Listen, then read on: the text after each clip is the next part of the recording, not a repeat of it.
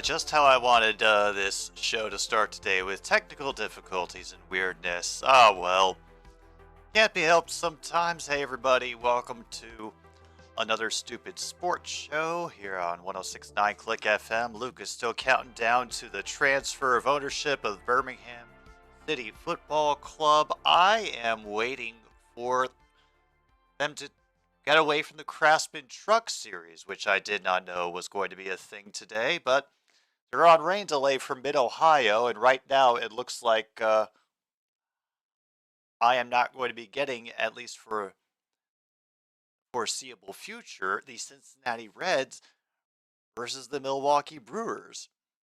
It's supposed to start at 3 o'clock Central. And what really sucks is that I was excited for this game specifically because, for the same reasons that the Florida Panthers were so much fun to watch and the Miami Heat. Was, not the best teams, but, two teams battling for playoff position, trying to prove that they belonged there too.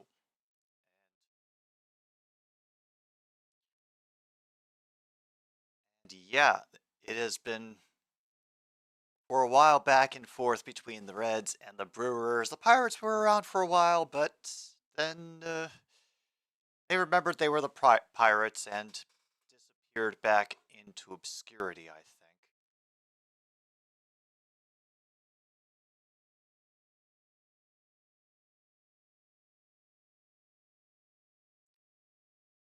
Oh, awesome. So they switched me over to FS2 and the Fox Sports app. Now I just have to figure out how to get to FX2. I mean, how hard can that be? That cannot be that difficult. Oh.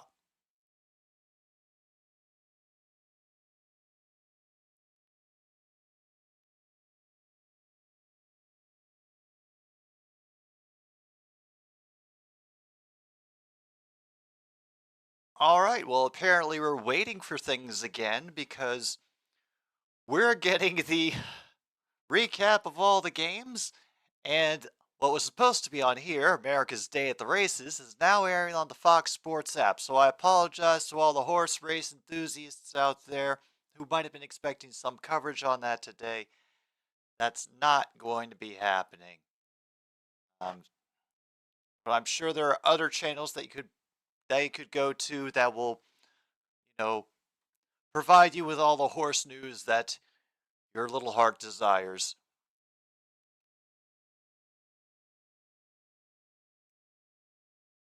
Oh, before we get too far along, we'll mention one of our sponsors for today here on another stupid sports show, Green River Soda.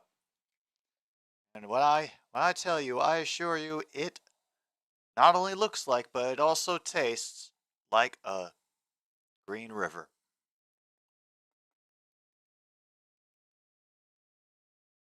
Birmingham had a friendly game versus a local team today. It's the final one before the change. Next friendly is Friday, 35 hours after you start to drink in celebration. Fantastic.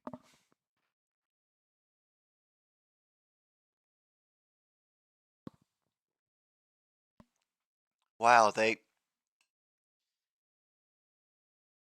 really stretched this one out, didn't they? We're at officially 6 minutes until first pitch for this game. Oh yeah, well that is a good bright spot to have, And considering how badly it could have gone, that it could have been sold to someone even worse. Well, here's the talking heads going on and on about Ellie De La Cruz. Sorry, Logan, but he's a part of the story now.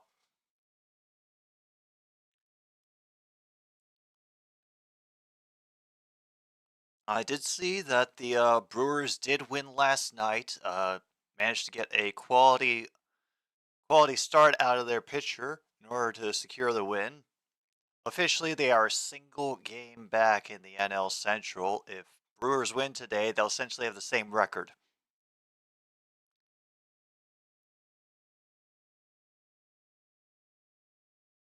Oh yeah, and the White Sox lost, and we are now 15 games below 500. So, you know, that feels real good. There's Mr. Ellie De La Cruz. This is actually going to be my first time watching the Reds in action.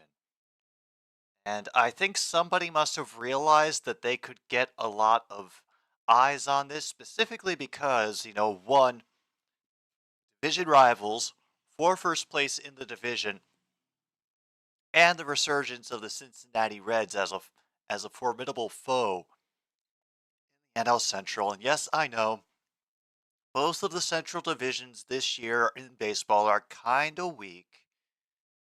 There's a couple of teams, and actually it's the case I think in both the AL and the NL, that two wild card teams have better records than than one of the division leaders, and that division leader happens to be the one in the Central Division of each league. So yeah, Minnesota's holding it down in the American League, and right now Cincinnati is. But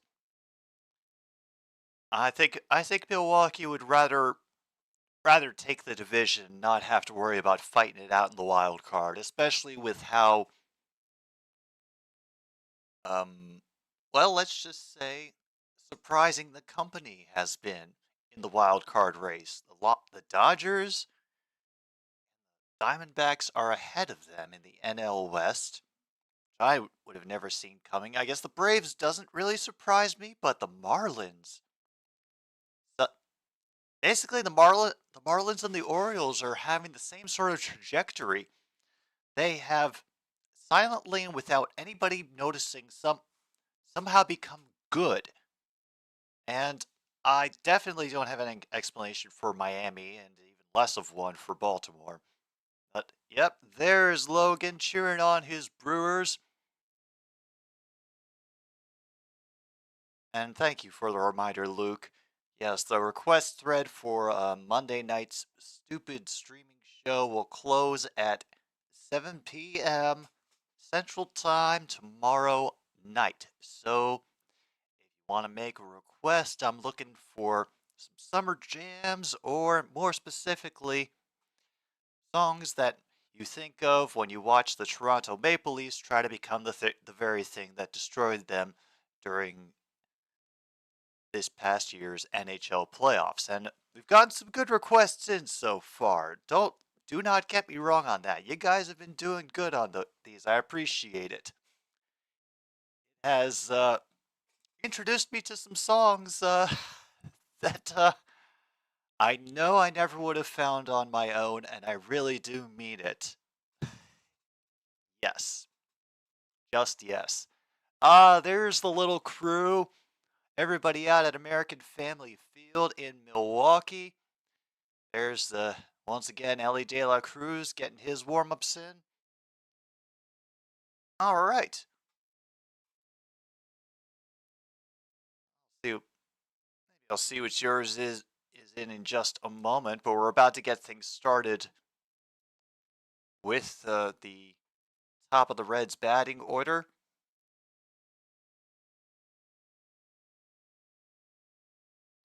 So they're highlighting Joey Votto as well, and Christian Yelich for the Brewers. All right, Luke, what is the request that you've thrown in my direction? Do. Yes, once again, another mention of Ellie De La Cruz. They are 22-7 since they've called him up. We're all very happy and very impressed, and holy crap, I can actually watch myself streaming. This is fucking creepy. Ooh, no, gotta stop that right now.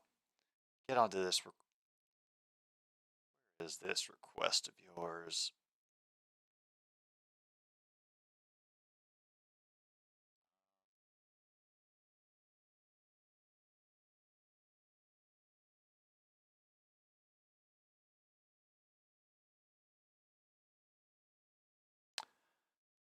Okay, well, wherever it is, Luke, um, put it somewhere where I can find it because I just looked through the request thread in the community tab and I don't see it.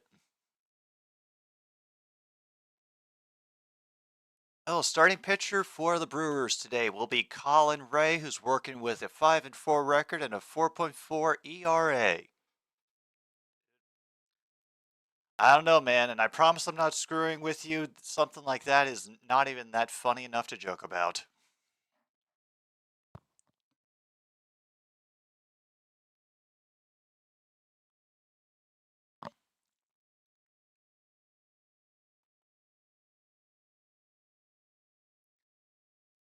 Okay, Friedel is up to bat first, and that one's right down the middle of everything for an 0-1 count to get things started off. Center fielder TJ Friedel, Reds, takes a hack at a sweeping ball. Fouls it away. 0-2 now. Ah, that would explain why it's not there where I thought it would be, where I thought I would find a request.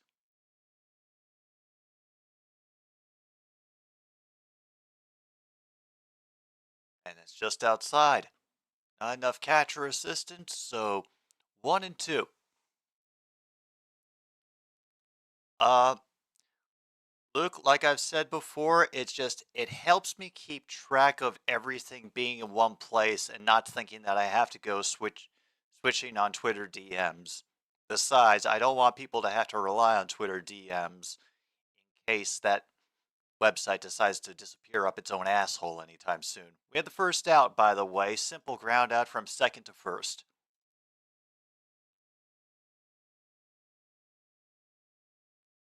That's all. It's just me trying to be organized and gain less dependent on websites that aren't doing certain things for me that they used to. And yeah, the chats are still there, and I'm going to stick around on Twitter for that, but yeah, I'm just trying to keep as much separated from that as possible. That's all. Damn, and McLean's already got 0-2. Oh, did send it in the request thread. I don't know. You know what, man? I could not find it. I will look in the Twitter DMs. But right now we got McLean who's working 0-2, and that 96 mile per hour goes a bit outside at the end. 1-2.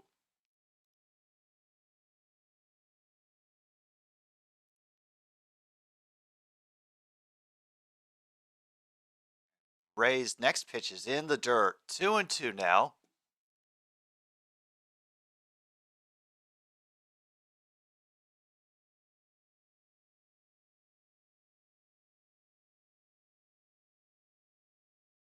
All right, 3 seconds left on the pitch clock. Just gets it, and he gets him with a half-hearted swing on a very tight pitch inside. Damn. Out number 2. All right. Ooh, that was just nasty. And he bit hard on it, too. He bit real hard.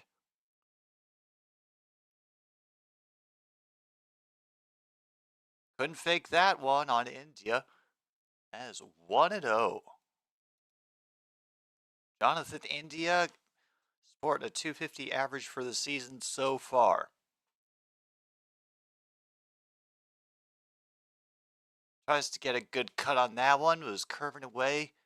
Hit foul. 1-1.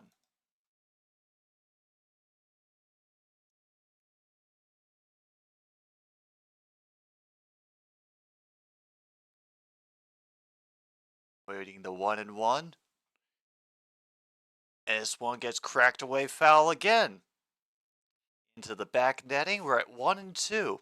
Yeah, I didn't realize you were actually still up there, Angie. You've surprised me.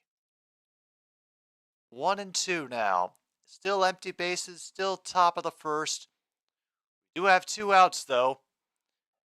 We don't have 3 because the shortstop can get to that one in time in the gap, and we nearly get 2 with a bobbled ball out in the field, but he didn't have enough juice going to get to second base and decides to hold up and take the single.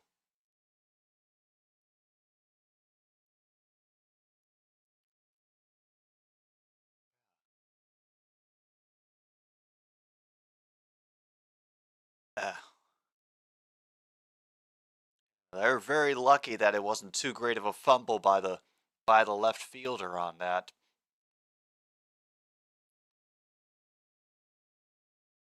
Could have gotten very ugly, and here he is, Ellie De La Cruz. He's got 0-1 right now. Oh, damn, he got that first strike because of a pitch timer violation. Damn, so now it's officially 1-1. He's able to crack it over the pitcher's head, but the shortstop comes over to grab it and get the easy force out at second. And that'll do it for the top of the first.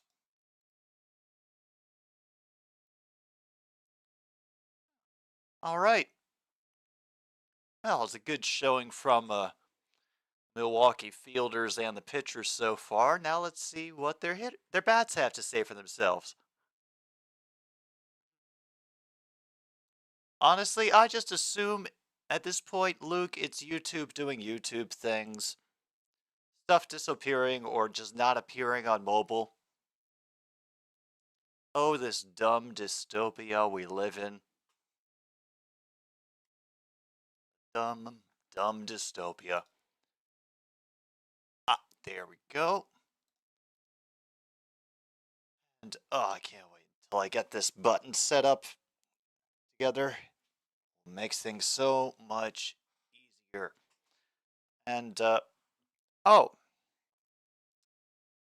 I wanted to ask Luke for the day 4 of the Ashes tomorrow, just so you all know, day 3 just happened. It looked like England was able to limit the damage from the Australian bats pretty well, but they need about 200 runs to win, I think. Do you think they can get that? I know they still got technically 2 days left, but can they get it that time or sooner? 224 more. Okay, that's a significant number.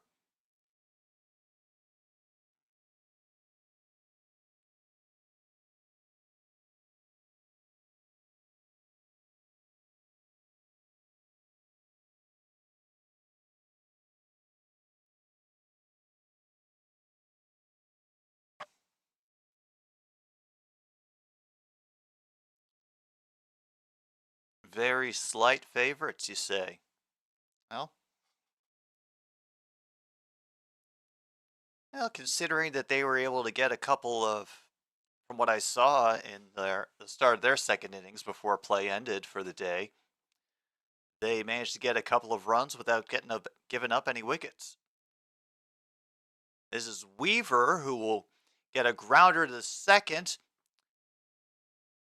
Good turnaround on the throw to get Yelich at first for the first out.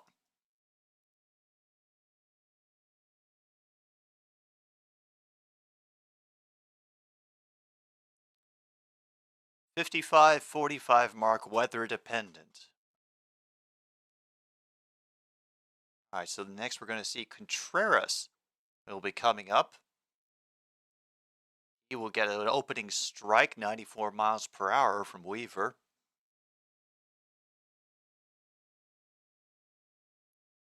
Contreras is back in and ready to go. That one low and in the dirt. 1-1 now. 9 home runs, 32 RBIs for William Contreras, the catcher, this season. Here comes the 1-1. Takes a hack at it. It's a chopper that has to be chased by the shortstop, but a decent, easy throw for out number 2.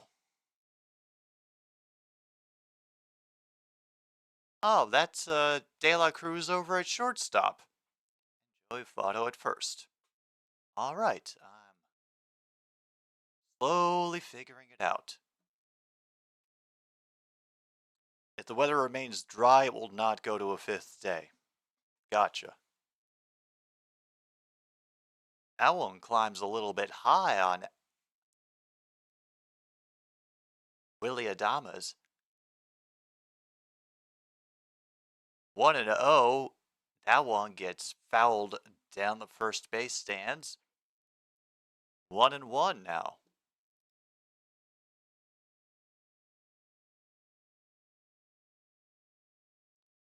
Uh-oh, they're about to give me another program alert.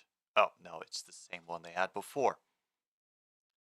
And what do you know? Adames just hit a solo shot to left field. 1-0.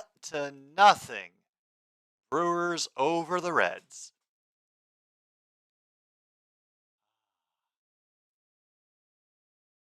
Here we go.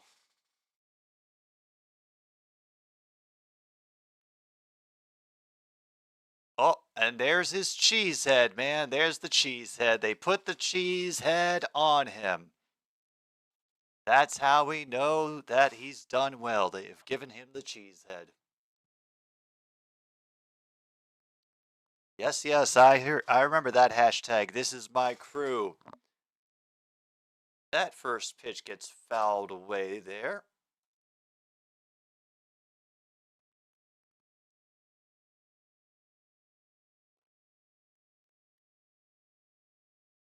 Oh, yes, these announcers are marveling at the fact that they've seen the dairy more frequently on Willie Adames's head. And now we have another one getting powered. Only makes it to the warning track though, but the damage is done, and we are about to go to the second inning. Brewers holding on to a 1-0 lead off the solo shot by Adames.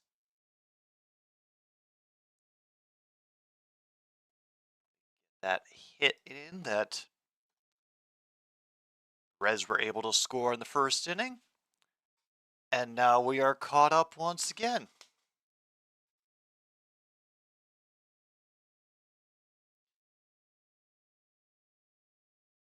"300 runs in a day is traditional, yeah. That's about the average that I figured. There have been some exceptions with some really offensive heavy days and tests, but this one I could tell that it's been a bit more for the bowlers.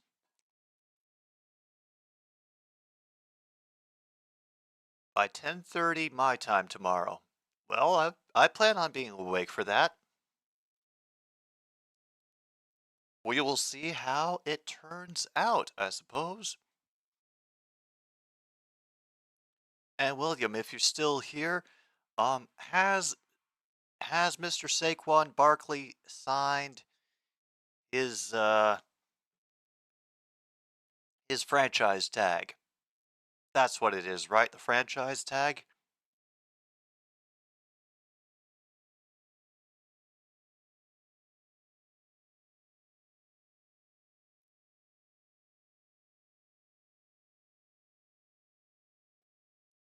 Now, meanwhile, while I'm waiting for thoughts from him, thought there were a couple other games going on today. Had no idea what they were. Oh, here we go. We've already had the Yankees and the Cubs finish up with a 6-3 win for the Bronx Bombers. The Detroit Tigers currently lead the Blue Jays 2-0 in the bottom of the seventh, so that's certainly an occurrence. And our game's back, so I'll get to checking on it again. Ray gets a called strike for this at bat to Fraley, who takes a big cut on a second one, 0-2.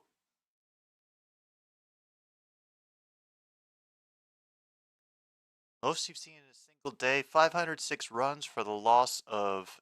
I'm gonna have to wait for that to disappear because it's behind the heart again. There doesn't seem to be a way you can remove that from the chat. Catcher assistants cannot get that anymore away from the batter's knees. 1 and 2. For the loss of 4 wickets. There we go. See, people? I'm not crazy. It's screwing with me.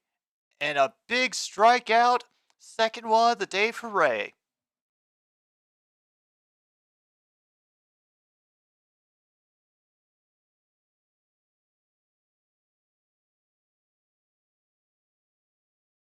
Wow.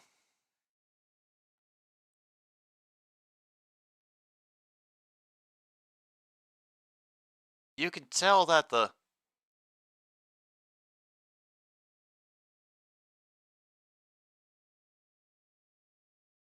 and it gets dropped anyway at the wall. And he's just going to get a stand-up double when he looks like he looked like he wasn't even happy about how he hit it. He just casually walked away like he expected it to go over.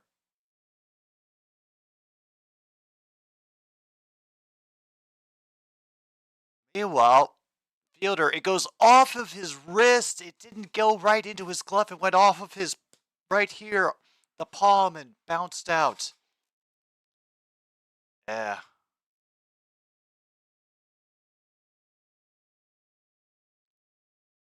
All right, well, now we got a batter on second. It is 1 out, but now we got Steer up to bat.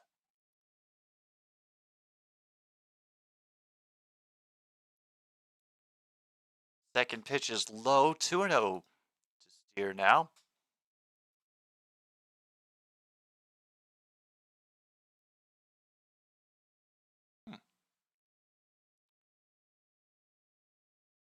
All right.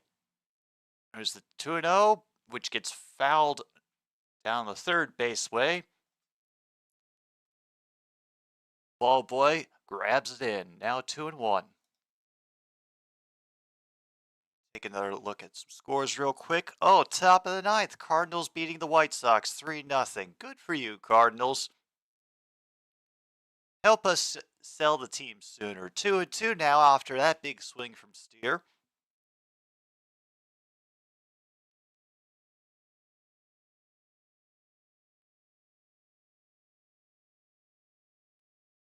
Here's the 2-2, and it cuts it again, goes foul again.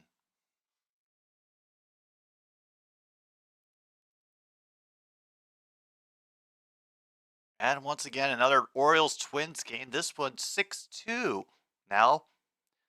Currently in the middle of the ninth. Looks like it's going to be up to the Twins to get back into this.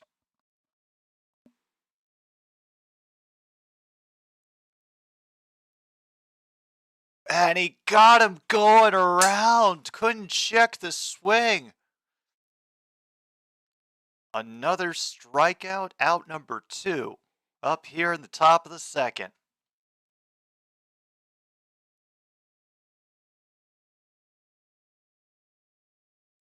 Luke, I'm sorry, Logan, I gotta imagine that you're very much enjoying this result right now. Called strike on Stevenson right there.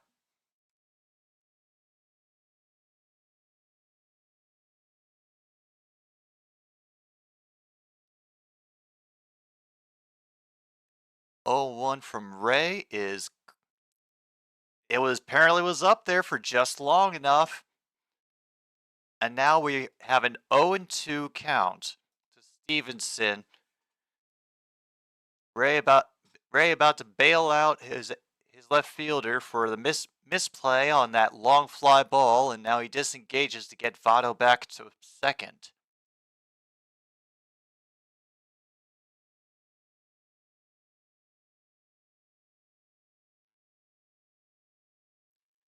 Yeah, he's just the one I go to the most. I never hear you.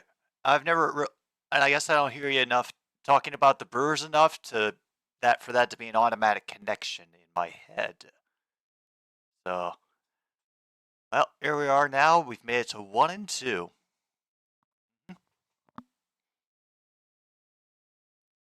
Pitch number 30. They're aiming inside. They get an easy crack that the third baseman gathers, flips across the diamond, and gets out number 3 to end the top of the second. Strand Voto, and just add to their hit total.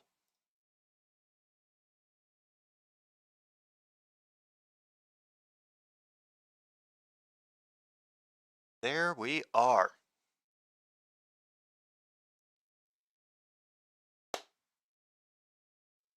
Well. I knew it. I'm glad it worked out this way, because not only are we getting some good coverage of Central Division foes, but the Brewers get to make up in their eyes a little bit for how things went with the Cubs earlier in the season.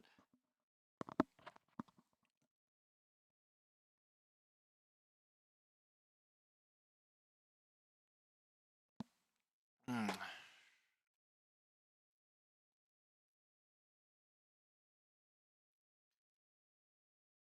I'm sure it came through. Look, let me double check real quick. Yep, there it is. Ah.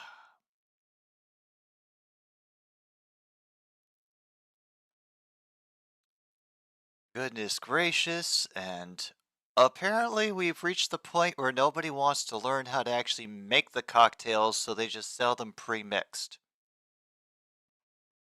Kind of sad.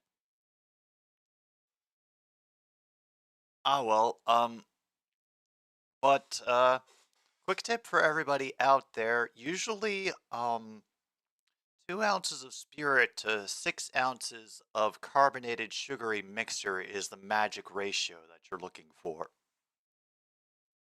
Try to keep it around there.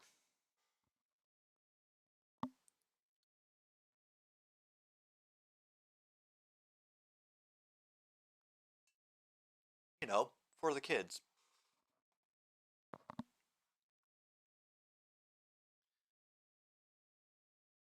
Wow, the All-Star red carpet show for the All-Star game in Seattle. Hey, John Jay. How are you doing today? I'd hope it would be better now since your Cardinals are kicking the ass of my Red Sox.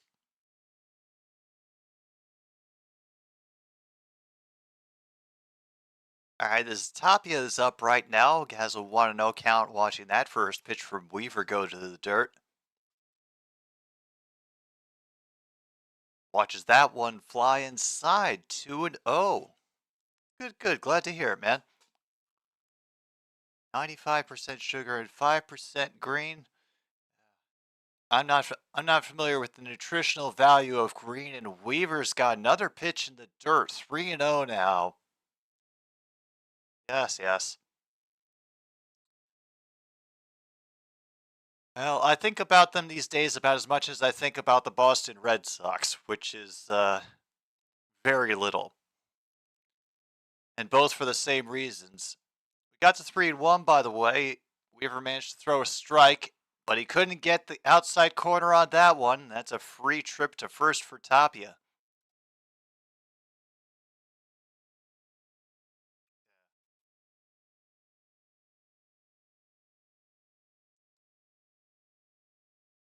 Oh God, they are bored already. They're asking each other their favorite characters from Sesame Street. Apparently, one of the announcer's current favorite Muppets is AJ Przinsky. I'm guessing this is a Milwaukee announcer.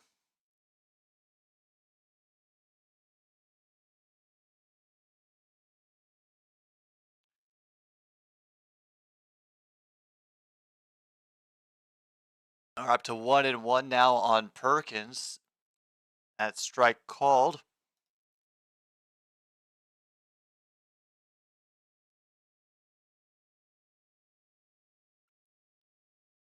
Oh yes, Elmo. You can't really go wrong with Elmo. Well, you can, but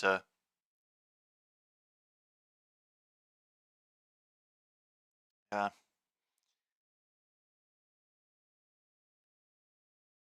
Yeah, they are essentially the same voice in my head now. There is no distinction between them, Luke. Managed to make it one and two with that foul ball. It careens out into the third base stands. Oh God, giant cookie monster. No.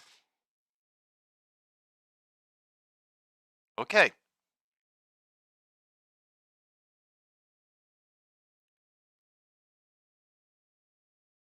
Okay, now they're starting who is the actual identity of Cookie Monster conspiracy theories because this game is that exciting, folks. 1-0. The new faster, higher scoring baseball, and here the announcers are talking about Cookie Monster and who he might actually be under the costume head. 2-2, still 2-2. By the way, we had another foul ball go off.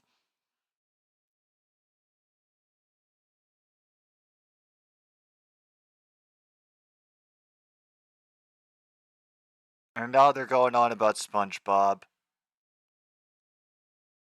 That was a very low called strike three. First strikeout for Weaver on the day, but the crowd is not happy about it.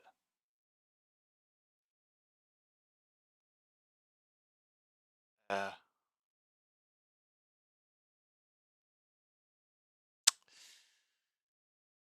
oh, John Jay. I can't imagine if they mentioned any certain teams.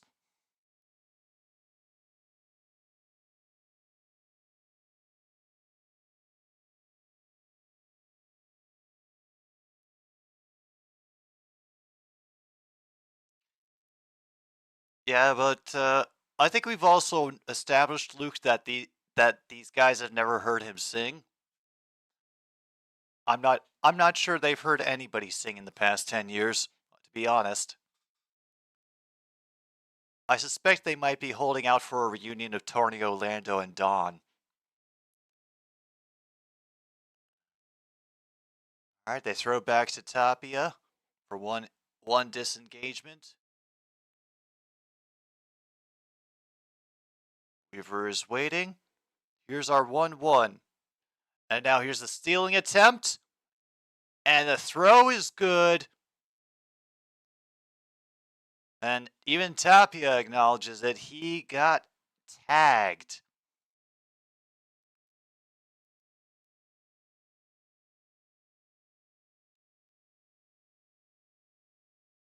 Oh yeah. That was a great that was a great throw from Stevenson, low, and didn't have anywhere to go except right down to the batter's head. Mm-hmm.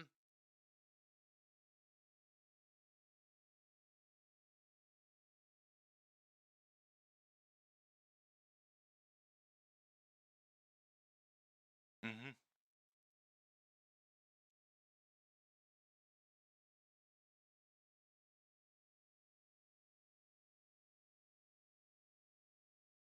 Still 2-2 on Anderson. This one will get cracked foul.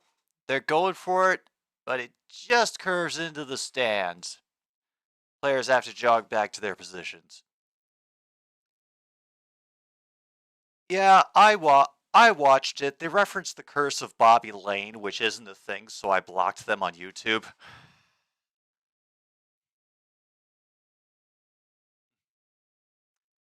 And I'm glad that you liked it, but once they start proliferating things that misinformation and things that aren't true, I'm not interested anymore.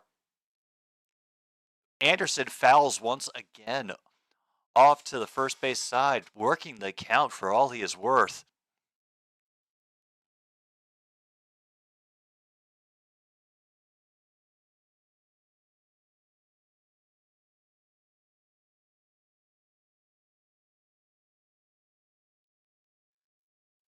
Isn't able to get that one to stay in there. 3-2.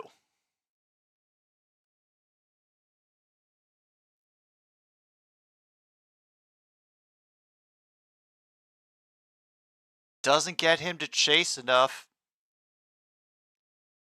The and the umpire just waves him goodbye on his way to first base. There we go again, folks.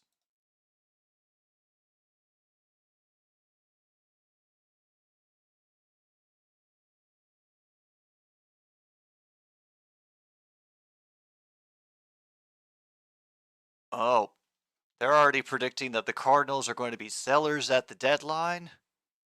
As Terang is up, looking at a strike on the outside, Bryce Terang.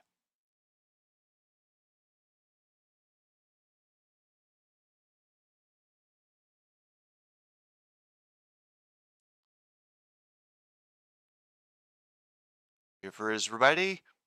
That one good sky down the first base line. And Steer will come over from third to make the catch, out number 3.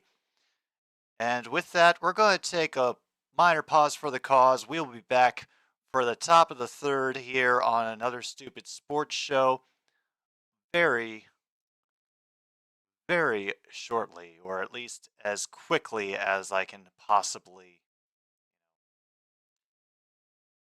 put things together. Oh, 106.9 Click FM. What am I doing? I don't even know anymore. Oh.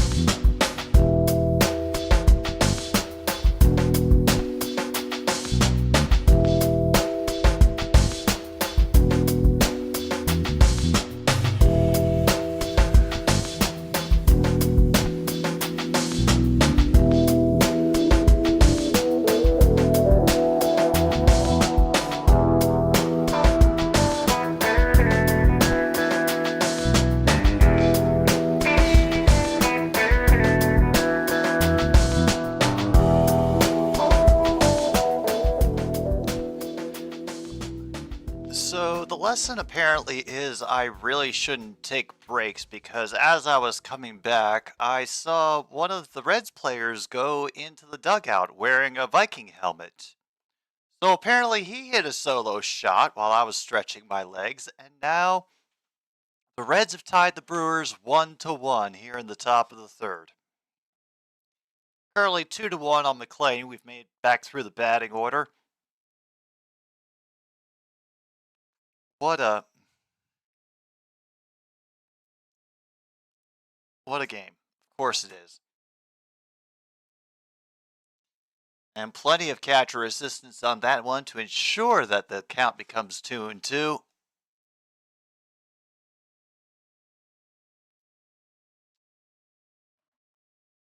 Well, somebody's got a no-hitter alert going. The Tigers are currently throwing a combined no-hitter through 8 innings versus the Blue Jays. So, cool.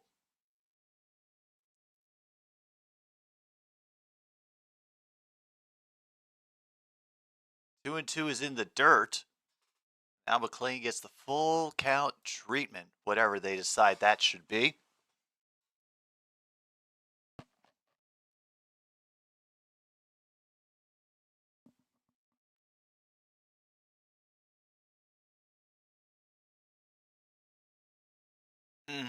Called strike 3. And McLean gets called out, and yeah, lots of catcher assistance on that one. McLean just tosses his bat away, but does it in a way so as not to anger the refs, as they are cruel and vindictive in their mercy. Oh, I thought they had already finished the Cardinals-White Sox game. The Tigers-Blue Jays, that's currently in the 8th inning, and we're working on a no-hitter.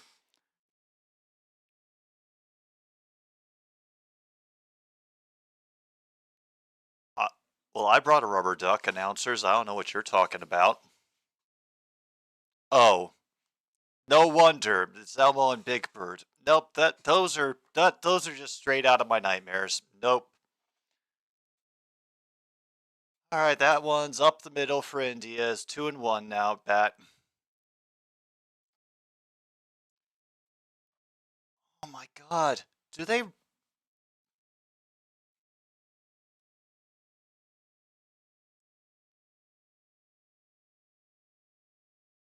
they just assume that everybody already know all the stats and are doing the live play-by-play at home so they can just yammer on about whatever? I mean, that's what I thought that was my bit. Oh, this one once again gets launched out to center field and it will end the inning. Or at least this part of the inning.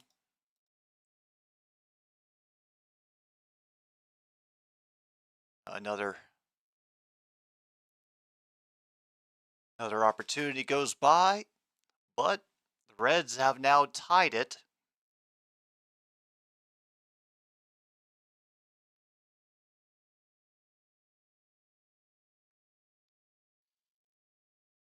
Yeah.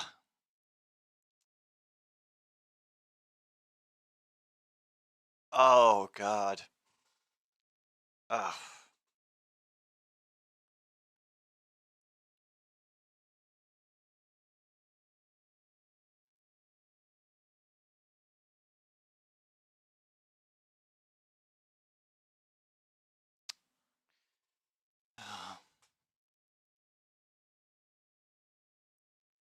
All right, let me see if there's any other games in the majors that are. Oh, damn! Right now, the Nationals are beating the Rangers 7-0 in the top of the third. The Rangers. We're supposed to be in charge of the AL West right now. Red Sox still beating the A's 3-0. Royals and Guardians are apparently on a delay right now. I'm assuming weather is involved. Pirates and D-backs scoreless in the bottom of the third. Marlins ahead of the Phillies 3-2 in the top of the second. And we have apparently reached the end of the eighth with the Blue Jays not scoring another run. I don't know if they managed to get any hits. Yep, they still have no hits. This no-hitter is still going. Great. We're about to go to the top of the ninth. The Detroit Tigers could have a chance to get a combined no-hitter. I don't think I have it on any other channel.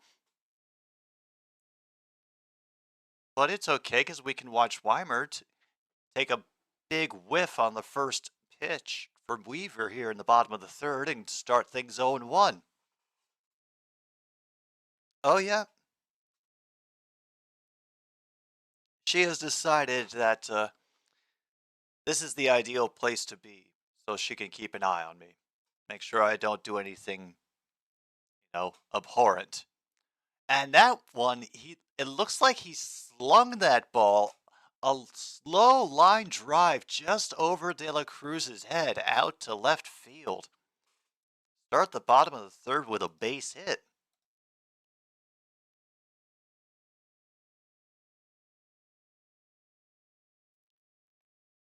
Well, not exactly what Weaver was looking for.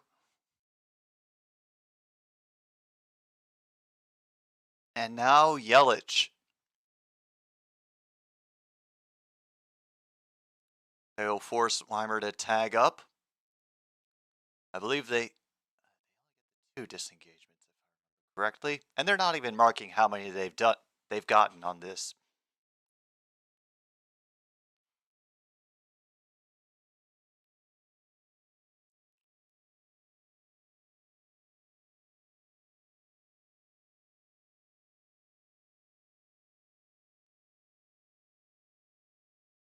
Oh my God, there's still the truck thing is still going on at the other channel. My goodness.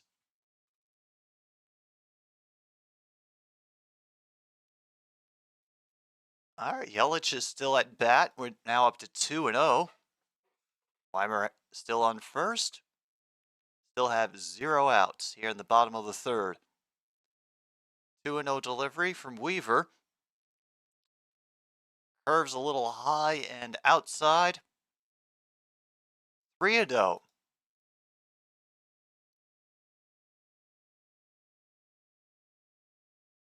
Oh, and the British tennis people are doing things too. Good for them. And time was called at the plate, so Weimer goes back to first. And we wait again. I know you enjoy waiting.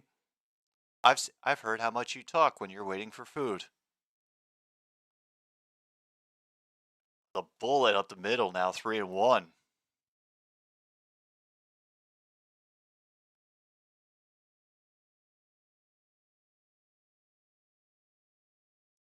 Apparently the no-hitter is still a possibility.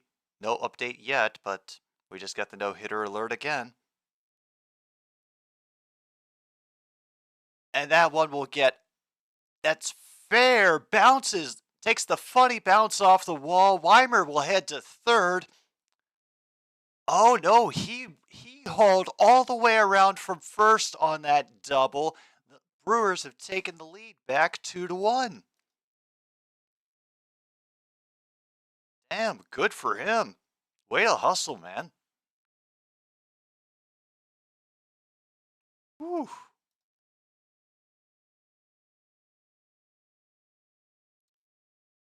Yeah.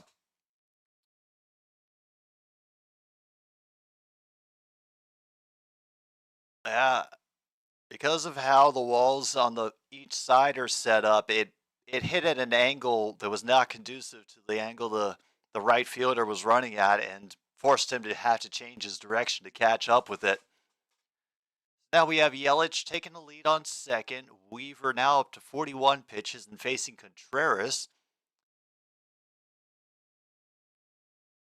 Able to pull that one up to even the count. The no-no is complete. 2-0 final. Detroit no hits the Blue Jays. Apologies to the Blue Jays fans out there, but maybe something for Detroit to build on.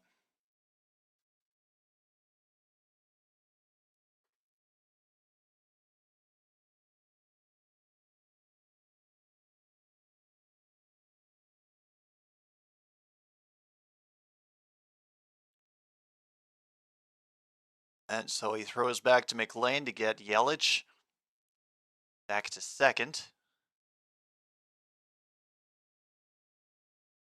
Crowd is not appreciative, and they let Weaver know in the most restrained and polite way that they possibly can.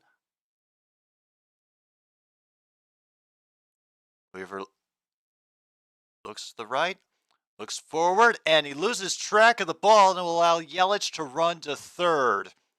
Still have no outs, and we got a stolen base from Christian Yelich. Away goes Angie. Even she's had enough of this nonsense.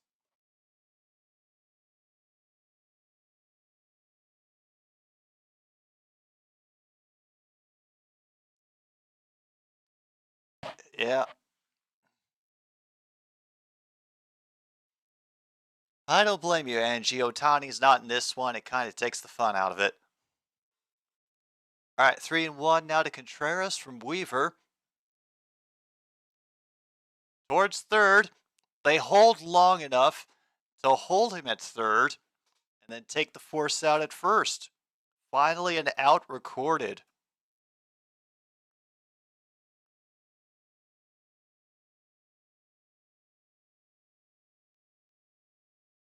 Oh, now another opportunity.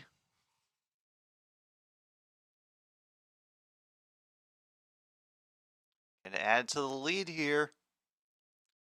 Adames was 1 for 1. He is the dude who hit that solo shot. And he taps himself repeatedly on the helmet after fouling that one off. He can't believe he swung. Either he can't believe he swung at that or did something in the swing that made him frustrated.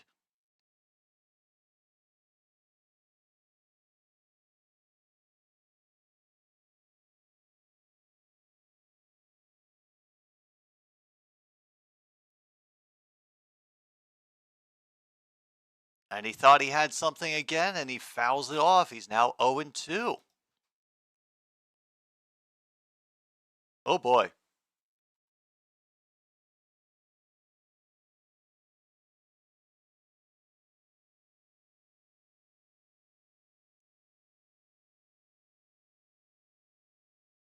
And there he has called his one time out for the at bat, giving Weaver a bit more time to think out what he wants to do for the 0-2. The infield is very in. Like they're touching grass right now. They're doing what we are all supposed to be doing. That one's very low. 1-2 now.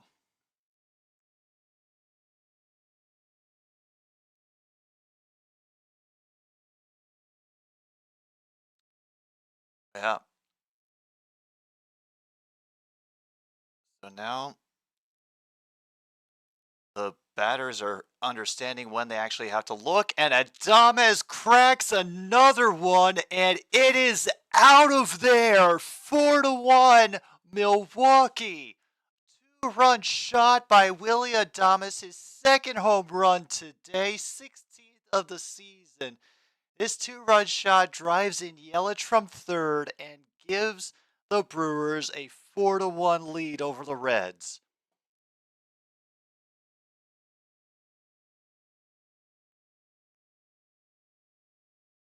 Oh, boy. And he gets to wear the cheese head again. Once again, the dairy is on Willy Adames' head. You better not take that out of context.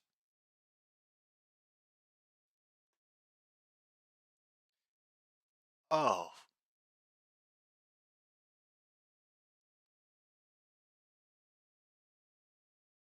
And Yelich saw that it was gone before he even had to tag up.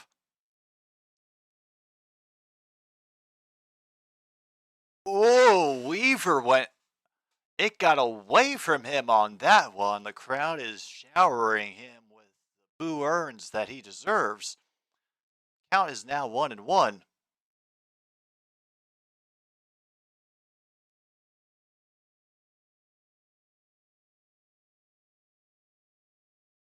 Then Miller fouls it down the first base side. 1-2.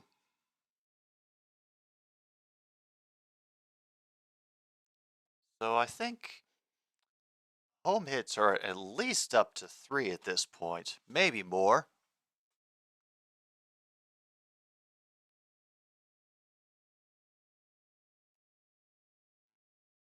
I'll pull it up to 4 just in case.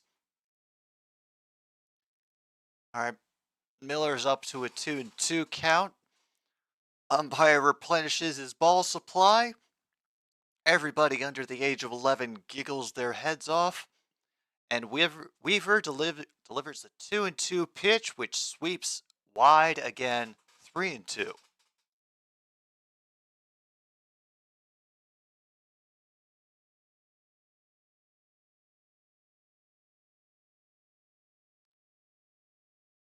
On 1 out, we'll have a good hit to the second baseman, able to field it cleanly, however.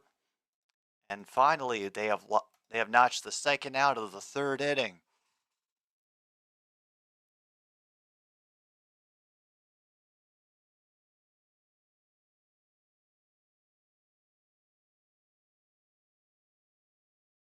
Wow. 31 straight games that Milwaukee has had 2 extra base hits against Cincinnati. Wow, they really go digging for those stats, don't they? Tapia, who walked his first time up and then got thrown out while trying to steal second, but you know, we can move past that. A little bit of a curly cue, bounces on the infield grass, easily caught, and now they have retired. Oh, damn, I had it right. They are up to 4 hits. Hmm.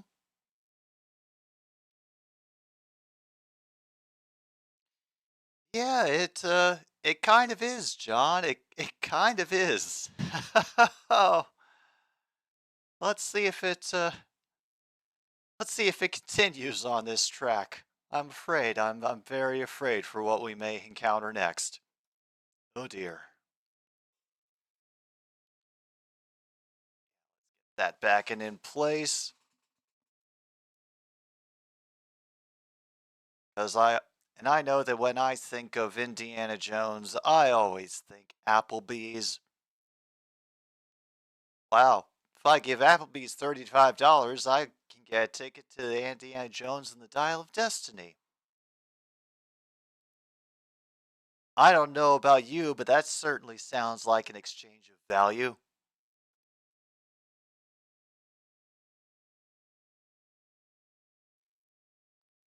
Oh boy. Well, things are not looking good right now for the Cincinnati Reds. Um, except for a couple of miscues, which earned that solo shot out of nowhere.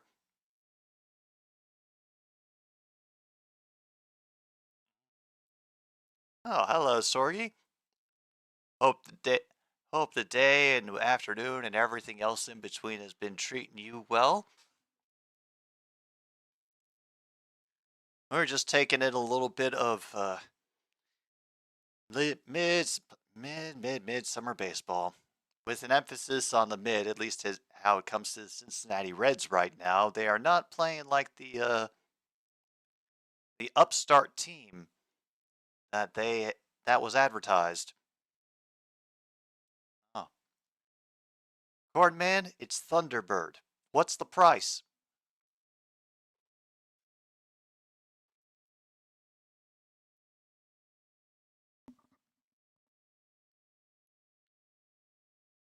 All right, we are back now. We got De La Cruz up again. Takes a low ball up to a 1-1 count now.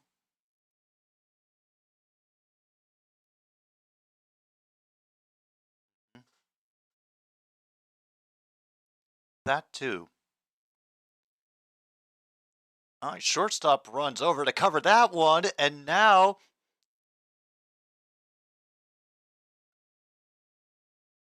he gets Allison. I don't know how the hell that happened. Adames gets this throw off. It's inaccurate, and so yeah, Adames was way off target with that one. De La Cruz gets the extra base automatically because they threw it into the dugout. So now they're at second. Still no outs, and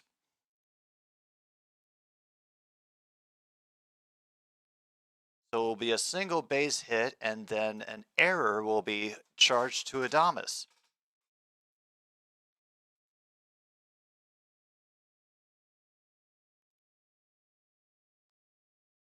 And now that pitch was outside to Fraley, 2-0. Okay.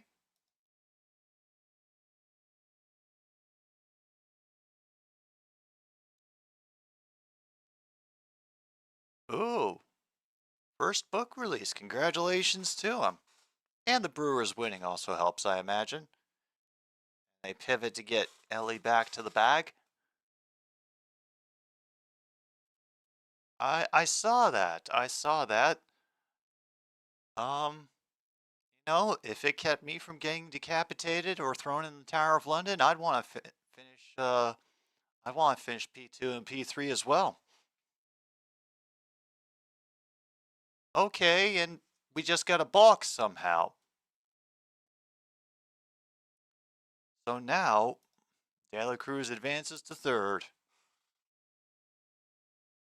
Still have the 3-0 count to Fraley.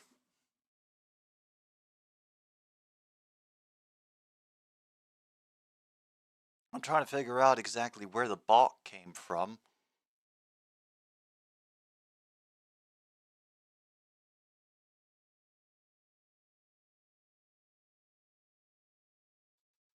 Oh, no bingo today. There is too many other threads and things crisscrossing my mind to get the bingo together, and I am sorry that I've been slacking on that. I'm hoping to get get back into a better rhythm with it after the All-Star break concludes, and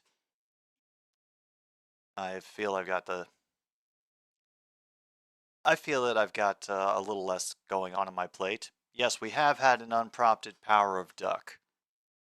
Honestly, there have been all sorts of Sesame Street characters showing up unprompted in the stands. Cookie Monster arrived, and so of course that got them going on about rubber ducks. And he gets him with a big cut.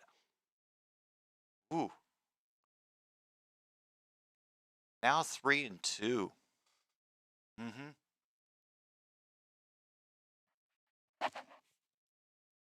All right, full count now. 3-2 pitch. Catcher assistance does not get it inside, and that is a walk. Runners at the corners.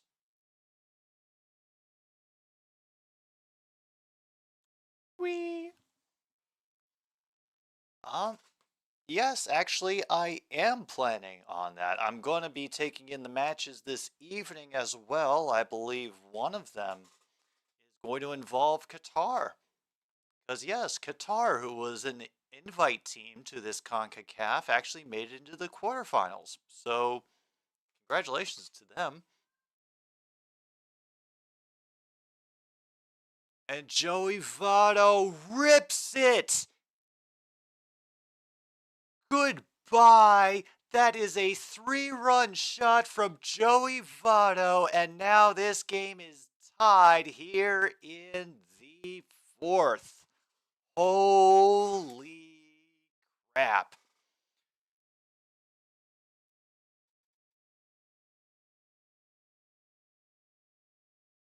Ah, cool. Oh, Milwaukee. A Milwaukee bid for Olympics. Damn. Hmm. Yep, the Vikings have tied it up with the Cheeseheads,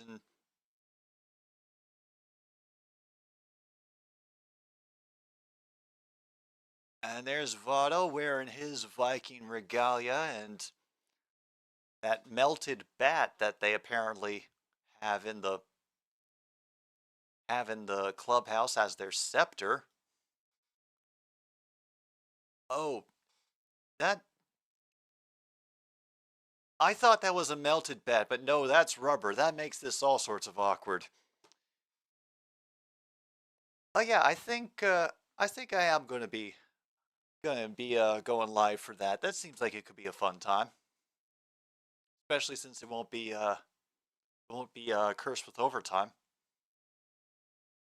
or at least you know minor overtime that actually leads to a tie and no actual resolution. Steers 0-1 after fouling that one off. Second pitch in the dirt, far from the plate. 1-1 ties. So, Cornman, elaborate. Which for Pat Fitzgerald is he in the football program or is he a different sport for Northwestern? Another foul by Spencer Steer puts the count to 1-2. Struck out in the second.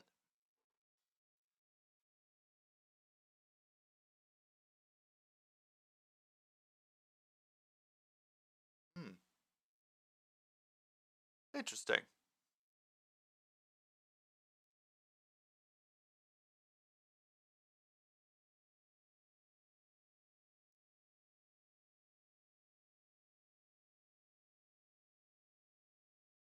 Oh no. Oh no. The culture, Corn Man. The culture at Northwestern University is damn good. Oh no. Oh. Oh, Chicago and Evanston are gonna have a goddamn field day with this if that's the plan. Damn.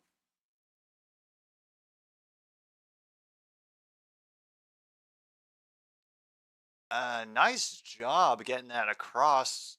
Even with the race and one bounce from the pass, it's out number one.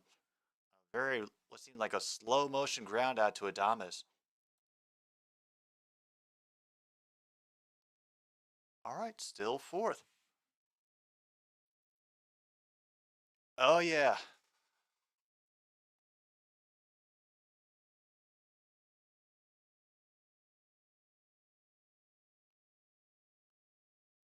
And up we are with Stevenson again. 0 for 1, ground out.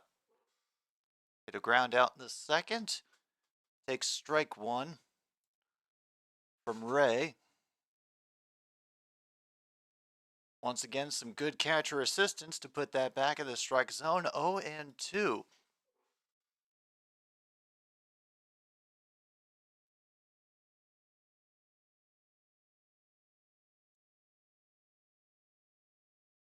Tries to draw him on the outside again.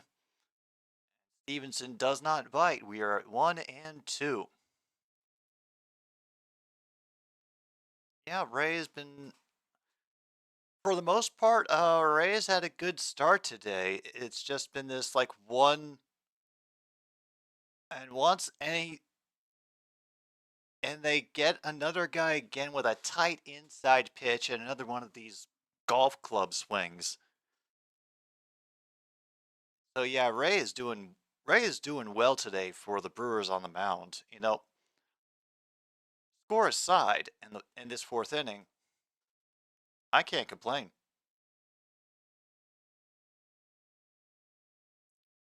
Honestly, Cordman, that sentence would have made just as much sense if it had been your friend who was meowing. Damn. Benson gets a triple and puts the go-ahead run on third with 2 outs. Damn. That one went right down the line, right down the first base line, got all the way to the corner, forcing the right fielder to run the furthest he needed to go. The visiting Reds fans over here in Milwaukee are enjoying this right now.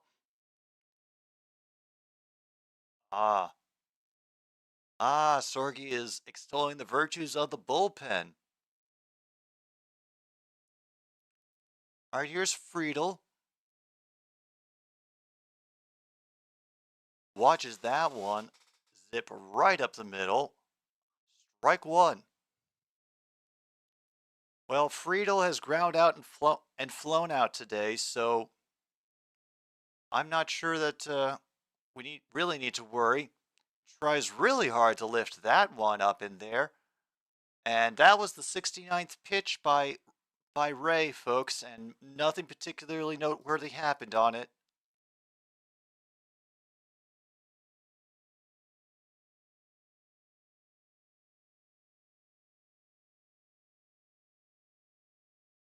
All right, Friedel takes a big cut. It misses the ball boy's head, hits the net. 1-2 now.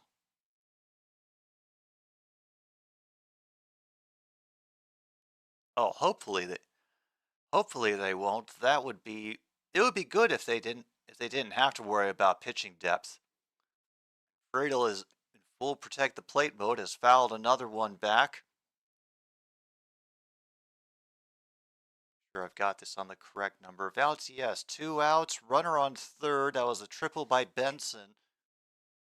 Cincinnati hoping to get a go-ahead run after they have tied things up here in the 4th inning, and this will be a weak chopper to second, easy toss to first. That will end the top of the 4th, but that 3-run Votto home run to the right field, we are tied up again.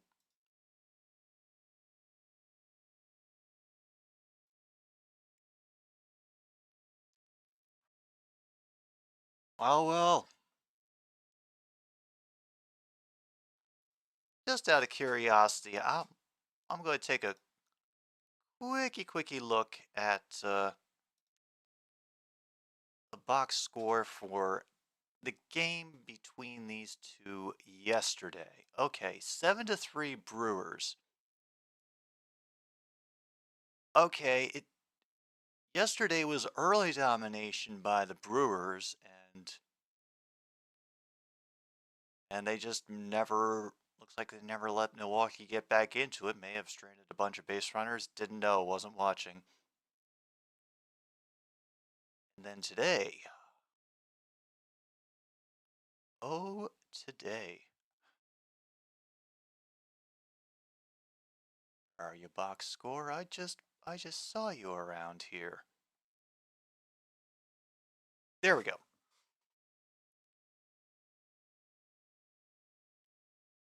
Yeah, it's one so far.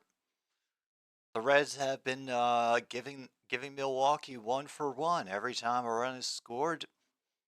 Cincinnati is ready to answer. I mean, Cincinnati's going to have to break that pattern if they want to come away with a win and avoid this sweep in the series, but and avoid losing more ground in the NL Central lead. But so far, I say I am enjoying this. I really am. It's kind of just what I was hoping for.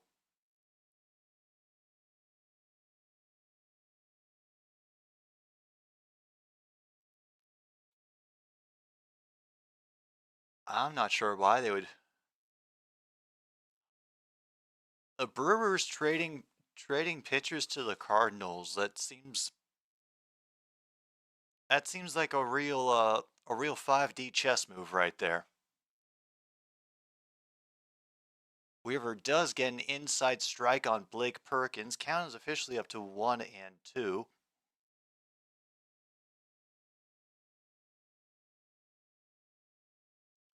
Jams him up, fouled down the third base way.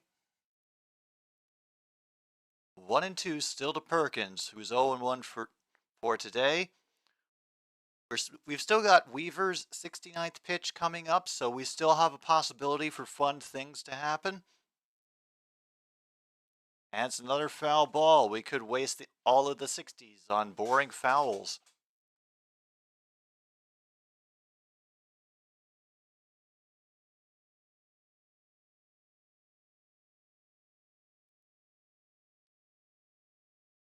All right. Another 1-2, and Perkins does it again.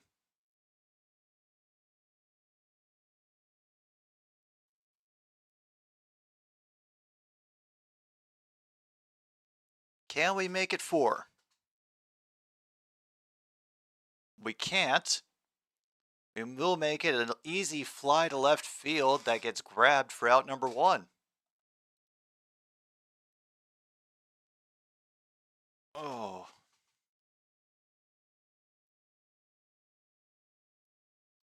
Oh.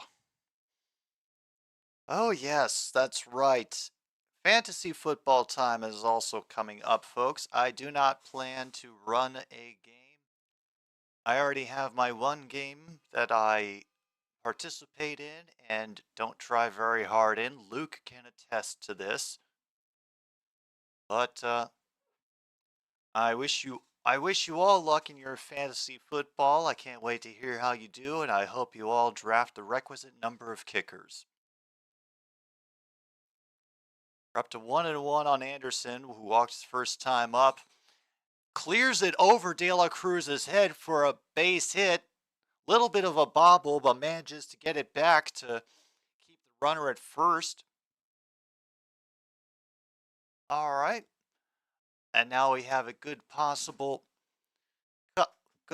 wedge for the Brewers to pry this thing open. Brewers free agents, Sorgi notes: Winker Anderson, Caratini, Terran, Roof, Claudio Tapia, noticed from earlier, and Naquin. We have another foul ball by Turang, who's back up after fouling out in the second.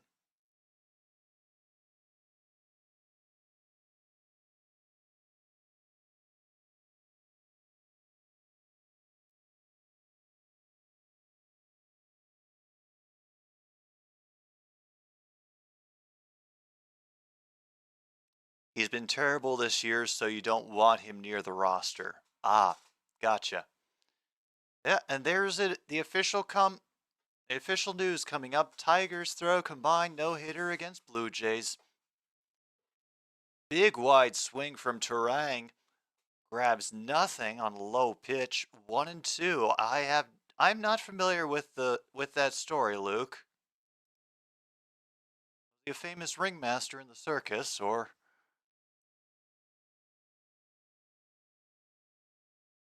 cracked foul by Turang into the left field stands.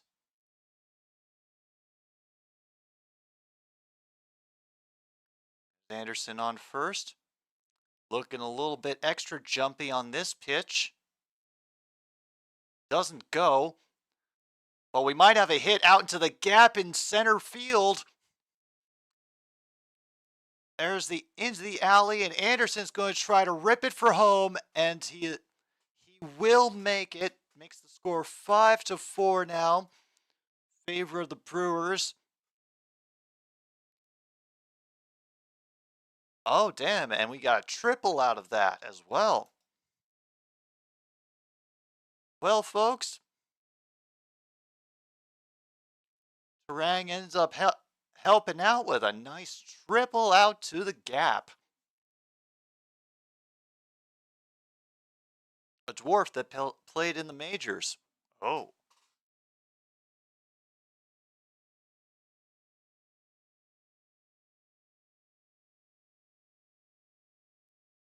There's Turang getting up after successfully sliding into third. Extra cheers coming out now here.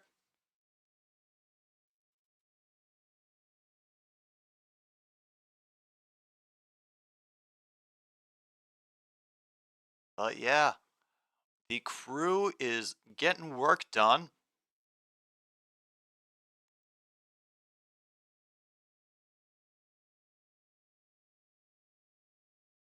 This is Weimer, who's back again after getting a good amount of action earlier in the game. Got on base and then scored off of another triple. I saw.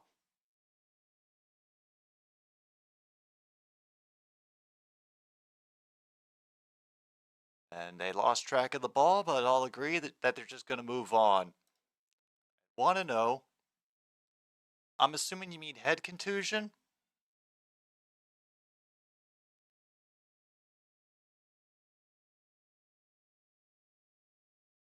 All right, 1-0. For a moment, he teased bunt.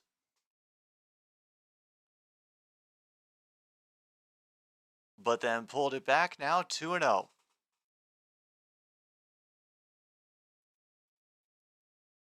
Oh yeah, the Cardinals are, I think, still way back in the odds to win the NL Central, but hey, we can never count out the bullshit. An actual an actual heel contusion. Okay. It came out with an HEAL, and getting placed on the IL for a head contusion seemed a little bit more likely. I didn't know heel contusions could do that. De La Cruz wraps that one up quickly, freezes the runner at third, and gets out number 2.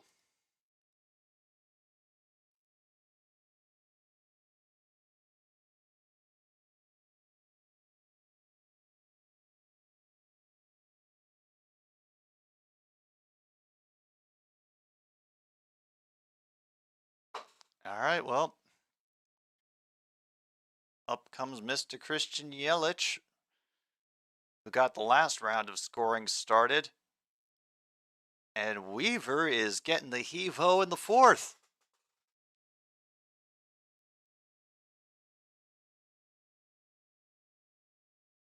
And the Reds go to their bullpen first.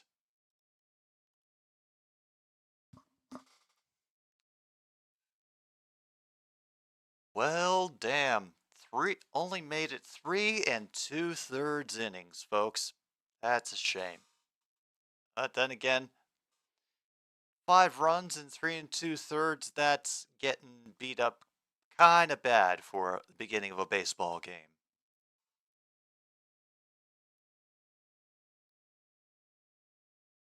Keston Hiura was 14 home runs, 984 OPS in 46 games with Nashville.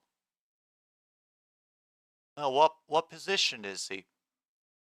Meanwhile, the Hawks are trading TyTy Washington,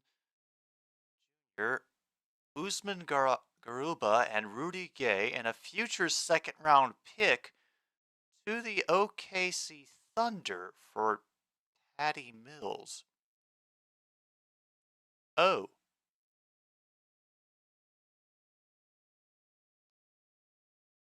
Oh. First base and second base. Okay. Played for the St. Louis Browns for 2 years before they relocated and changed their name to the Baltimore Orioles. Yeah, that sounds like something that the Orioles would do. DH, designated hitter. Gotcha.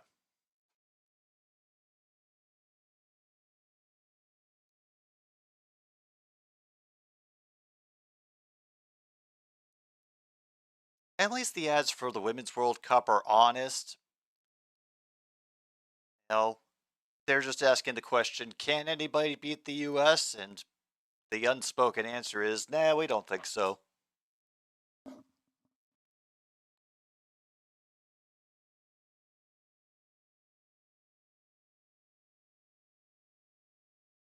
Ian Gabolt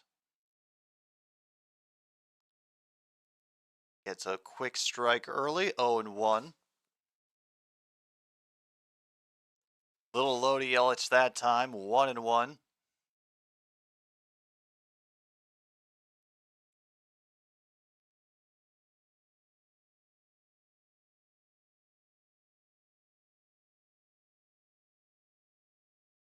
only one game in 51 2 years before the relocation.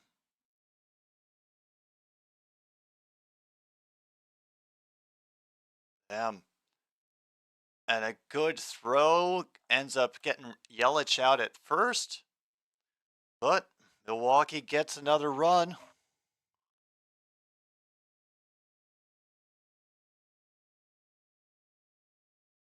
Puts them back on top. 5-4, moving to the top of the fifth. Oh, folks.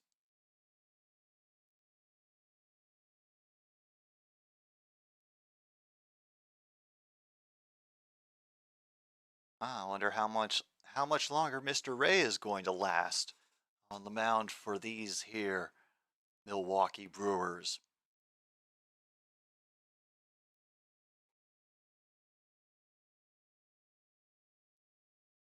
The first Major League Baseball team to leave Milwaukee were the original Milwaukee Brewers, who played for 1 year. Damn.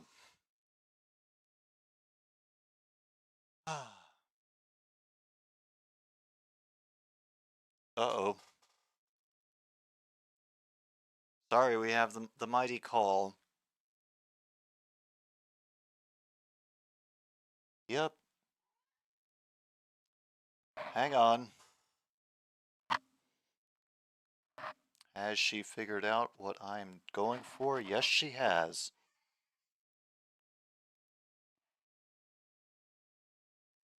Yes, I know, Angie. Ooh.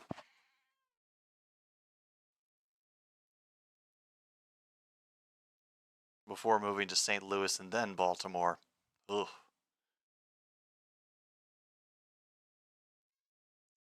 Well, you were the one who came in here yelling, so I thought you had something important to tell everybody, but it turns out you just wanted to come in and yell at me.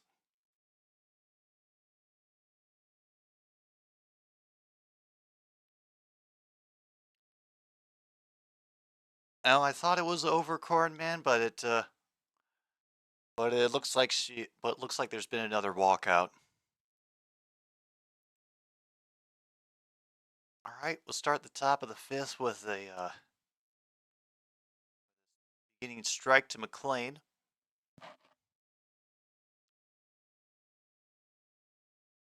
Aren't able to trick that one back into the strike zone. 1-1.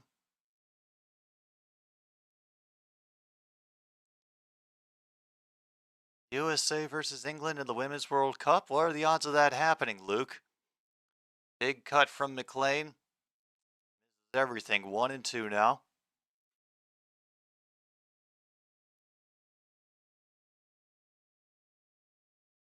Now she demands, among other things, the immediate dismissal of Monty from the house.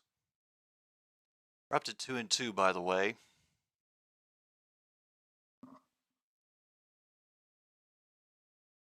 Oh boy, they're about to throw me off of FS2 because apparently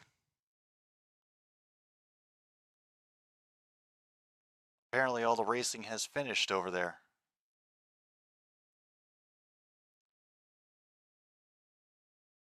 No, it hasn't. They lied to me.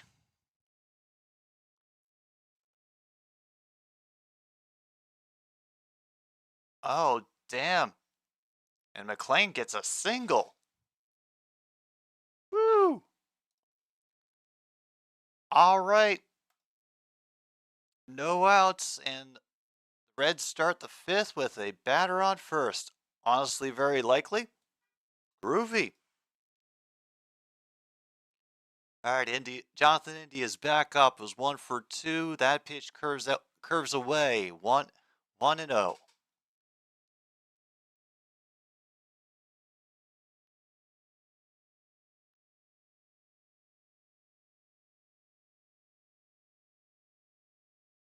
Ray once again taking his time.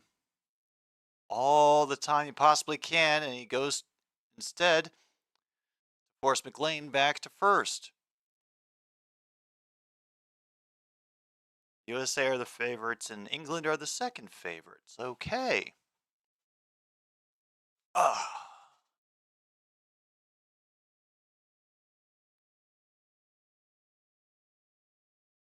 Oh God, the tea celebration. Oh, it's gonna happen again, and oh, it's going to be.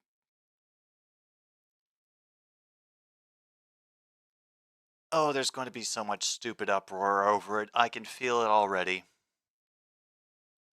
1-1 on Jonathan India. Catch the edge. That time, 1-2.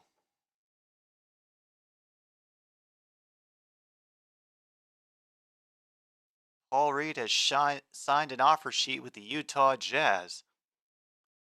Sixers have until near midnight Sunday to match and retain him or to let him go. Okay.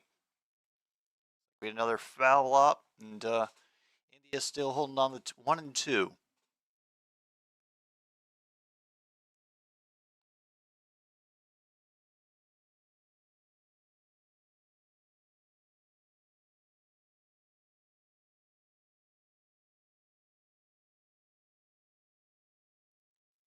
That one in the dirt now.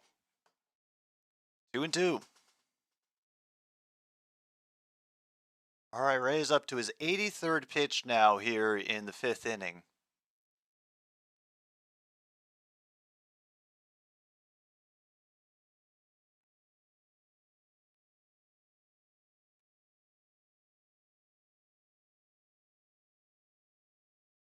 And this gets lifted down the line. Miller couldn't get far enough into the stands to catch that one. Still 2-2.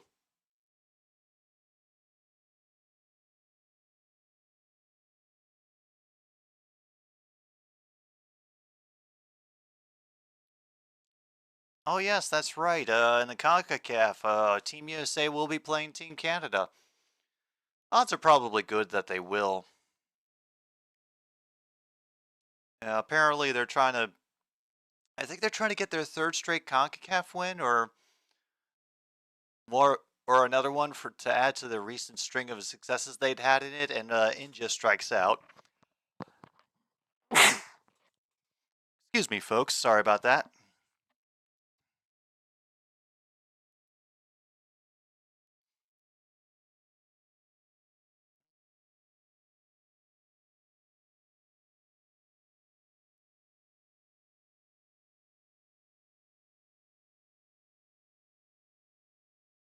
All right, here's Mr. De La Cruz, and he'll use that first disengagement to get McLean back to first yet again.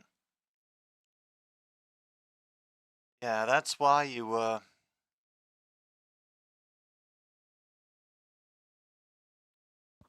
why you don't get paid and ask to get paid in unregulated securities for your sponsorships.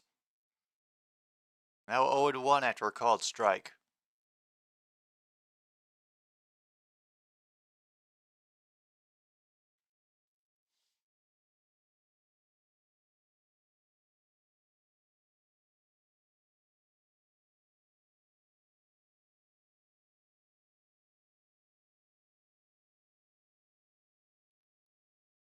I think the crowd just booed a person for failing to catch the foul ball. That is some petty shit.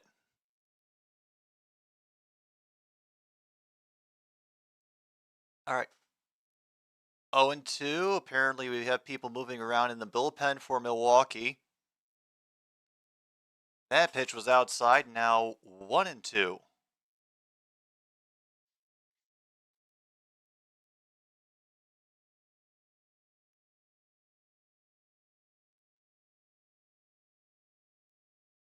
This is Wilson, who's apparently up in the bullpen right now, Sorgi, if that means anything for you.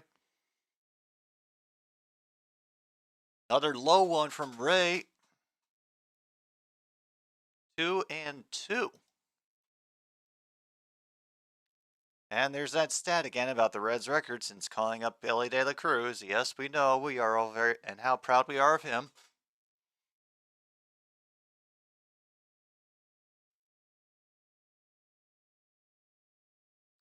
Now, 3-2.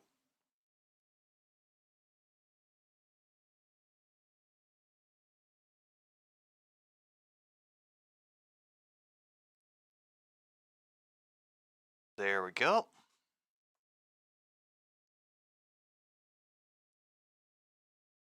No, you're about right there. Damn. De La Cruz struck out, but the steal was called safe at second.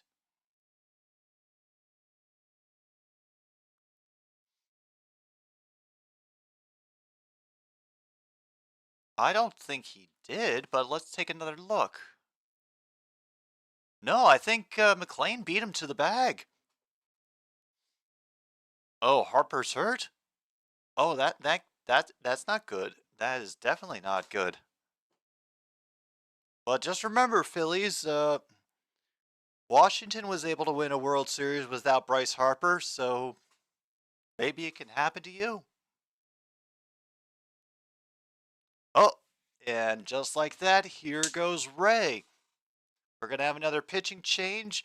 Meanwhile, we'll take a quick pause for the cause. And we'll get back into it in just a few seconds.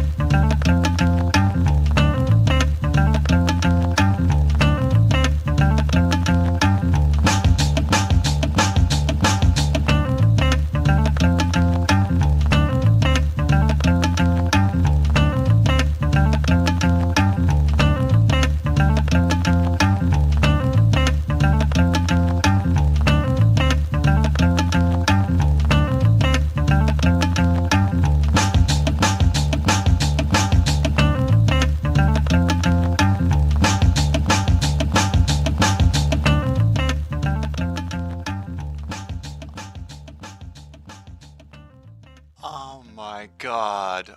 Oh my god. Oh my god. Oh no.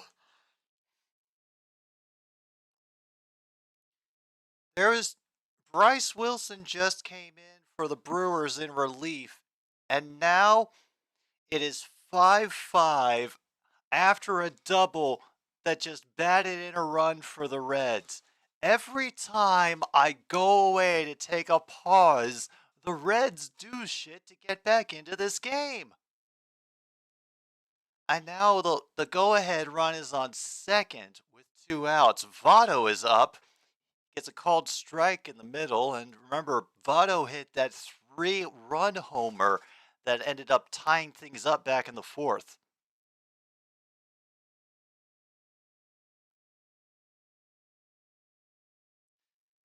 A little bit of catcher assistance gets us an 0-2 now. Cornman has selected the Calgary Stampede because of Husker player Dedrick Mills. Oh, and now I turned out to have I guess I have finally made Luke lose it with my shifting around in my seat. I can tell you how that tells you how exciting this game is, folks. Votto cranks it again. This one down the line and out foul.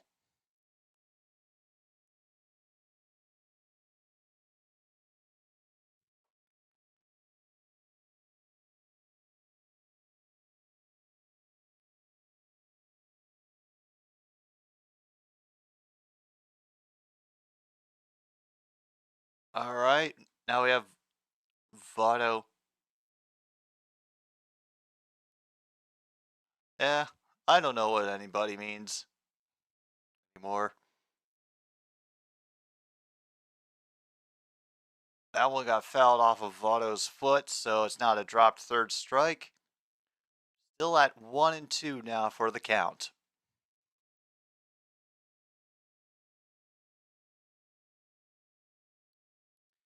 Not sure who's on second, number 27 for the Reds. Now he waits. Wilson checks back. Does not catch the edge. 2-2 now. Oh, there it is. Yep. Swanson and his heel contusion. He withdrew from the All-Star game because of that. And they try it again, and the crowd is even more angry that it's 3-2. Oh, man.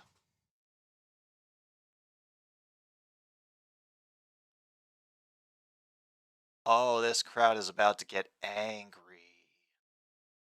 He wants them to he wants to feed him. And a great leaping catch by Miller robs the line drive and a possible run, and we go to the bottom of the fifth.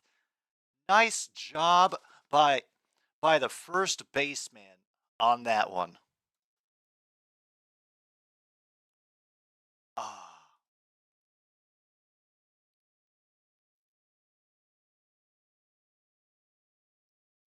Damn. That was a nice way to end the inning. I cannot even be mad about it. Not one bit. So to celebrate, I think we should bring out one of our usual sponsors for baseball here on another stupid sports show. Brew City Lager. Ah. Yep, it's going well. It's been a very competitive back and forth offensive game between these two. The starting pitchers are already gone for both of them. And yeah, fantastic. That was Owen Miller from Ozaki High School from the Milwaukee metro area. That's right, folks, and what do I say? Never forget your first trip to Screw City. If you do, you probably weren't really there. Hmm.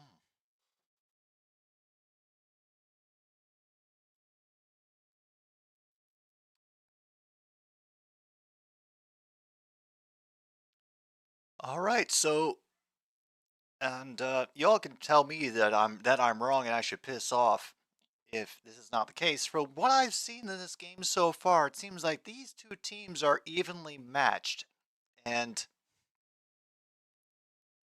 they would be exciting to watch go after each other in the playoffs. I think I would really get a kick out of that. I don't know the odds of it happening, but I would like for it to happen. Um, the the Reds are now up to 8 hits, by the way, and our good friend Gabot just got a early strike on this pitch, and the at bat to William Contreras follows it up with another heater, 0-2.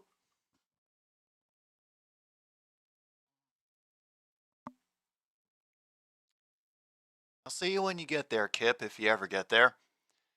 3 straight pitches, he strikes out Contreras.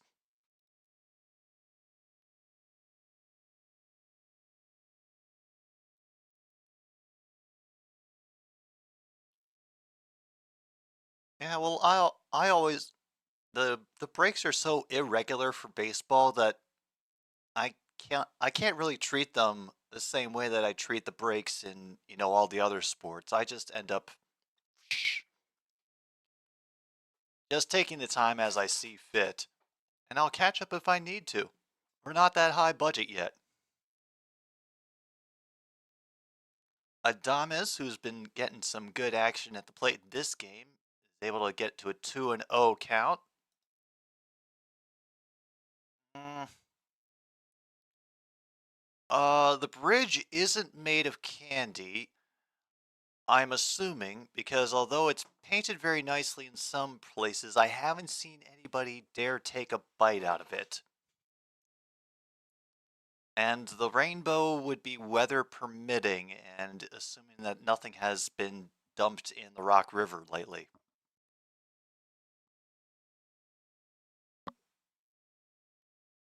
Adames lifts this one out to the warning track, but there is free to make the play and get us up to 2 outs. Well, well, well. We have a smooth pitching and defensive inning going for the Reds, which has been a bit of a rarity this game. They've been getting pretty regularly punished by the Milwaukee Bats in just about every inning, except for this one and the second, which is the only scoreless inning the Brewers have had so far.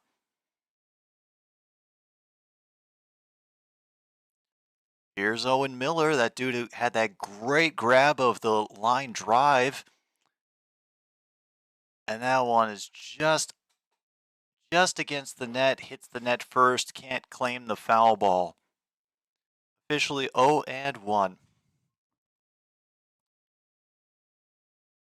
Oh yeah.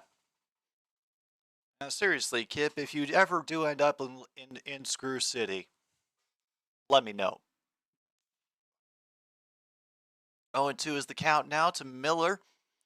All the catcher and assistants in the world cannot make that a third strike, so they have to settle for 1-2, bringing shame upon their families and their lineage. Gabalt's not wasting any time. And Joey Votto slides to first base after he gathers up the grounder. He didn't know if the pitcher was going to be able to get there in time, so now we move to the top of the 6th. The pitcher almost looked a little bit offended after that play by Votto. Just a little bit offended. Oh, that was kind of funny. I gotta admit.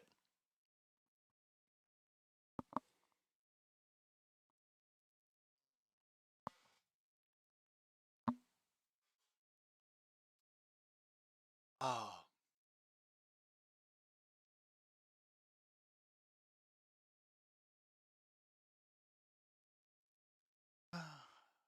Oh boy. So yeah, fun game. Fun game we are having here. I am more excited, however, for the races to start tightening up so we can see some truly awesome tank games and maybe some more competitive races. I know I still got to cover the Marlins and the Orioles. It is on my list for the second half of the baseball season. There were just so many other teams that I was interested in first, and like I said, I didn't think they were going to do that well. So, I mean, can you blame me though? Nobody was exactly making noise about them being upstarts in either league. 6.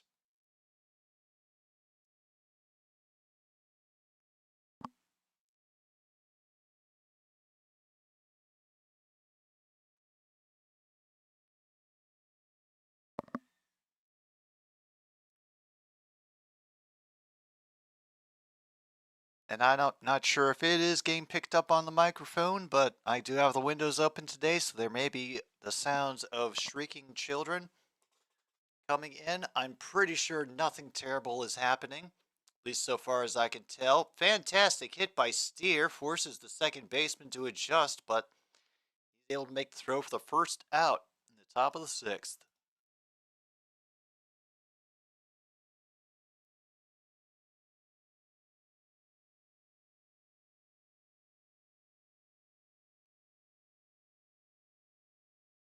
I thought I already picked a number for you, man. I said 6. Oh, well. All right, Stevenson will foul his first pitch off in the meantime. 0-1 is the count. And look, somebody else is warming up in the Reds bullpen right now. That's Duarte, number 77.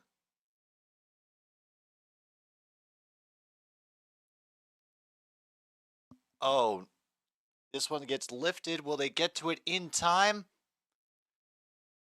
Tapia does get to it in time for out number 2.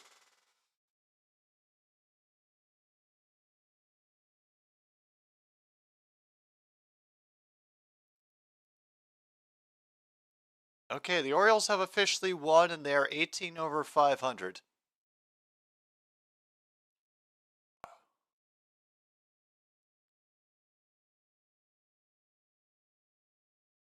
Maybe they'll go and buy everybody's pitching. All right, Benson had the solo home run and the triple. So we have a realistic chance of Benson hitting for the cycle through this game.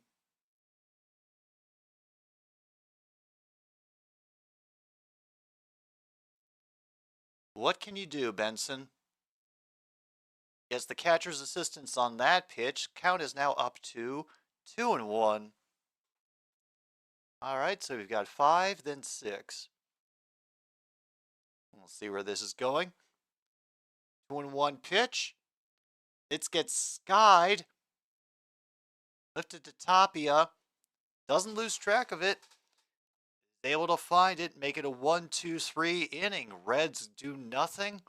Move through the middle to the bottom of the 6th.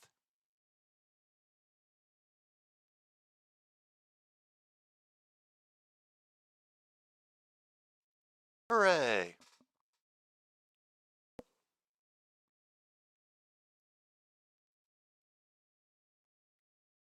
Are the Reds just going to exhaust the rest of their bullpen, 1 per inning, to get out of this game?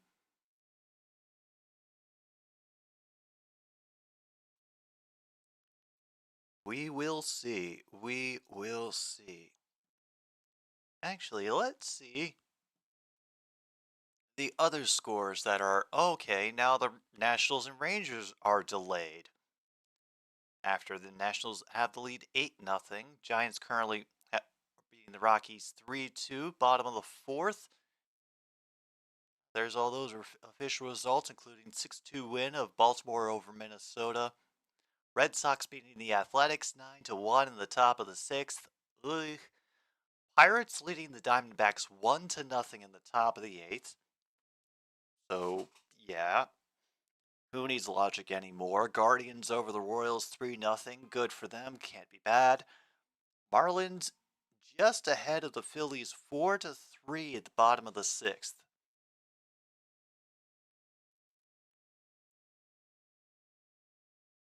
The Phillies, well, like I said, Phillies fans, if Washington could win a title without Bryce Harper, I'm sure you can do it too.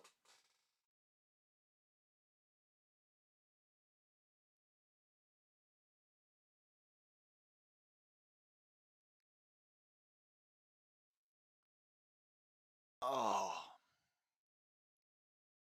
I have to admit, I am so eager for the preseason to start. Didn't realize how much I missed the football. And just like that, another new pitcher for the Reds, Daniel Duarte. 1-0 record on the season, has pitched 11 games, has a 3.60 ERA over 10 innings. So, for all that means, now you know what the Brewers are going to be up against, starting with Tapia here in the bottom of the 6th.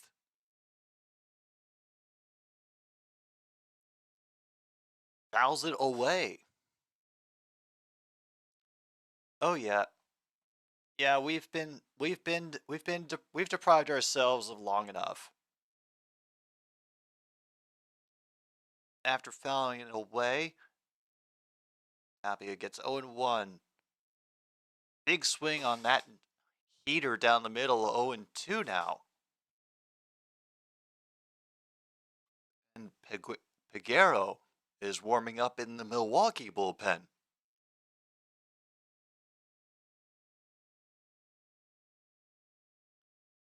A little too much on that one, floated out of the zone. 1-2 now.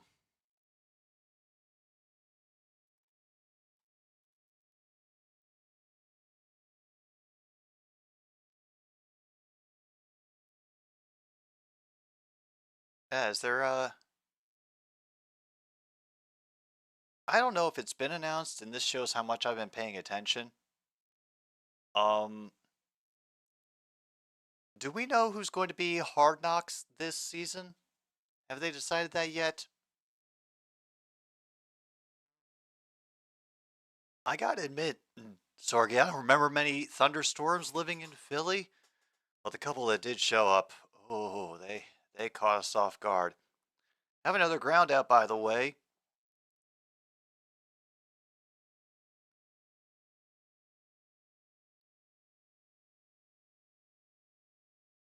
There's Detroit celebrating their combined no-hitter.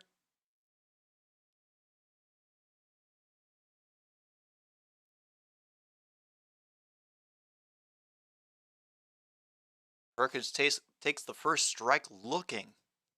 Meanwhile, 0-1.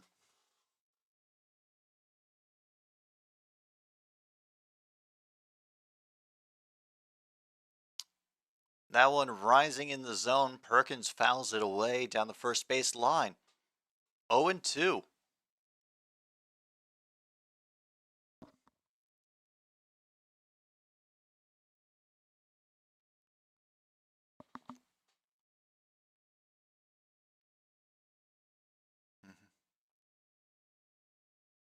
Shh.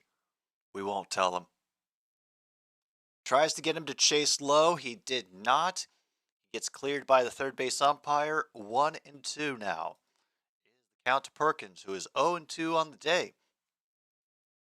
Still tied 5-5. Reds a game ahead of the Brewers. Not going to be able to stay ahead with pitches floating outside like that. 2-2.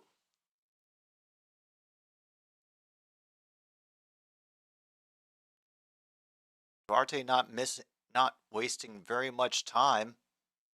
And gets him on the outside swinging. Strike out for Duarte.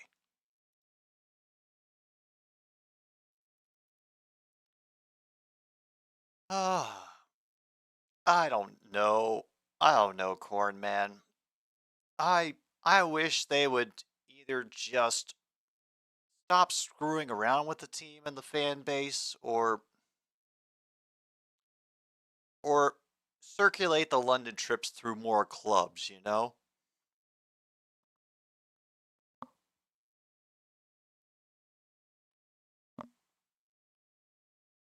All right, Brian Anderson is up again. 1-for-1. Hasn't been up in a while. Now 0-2 after staring at that second strike.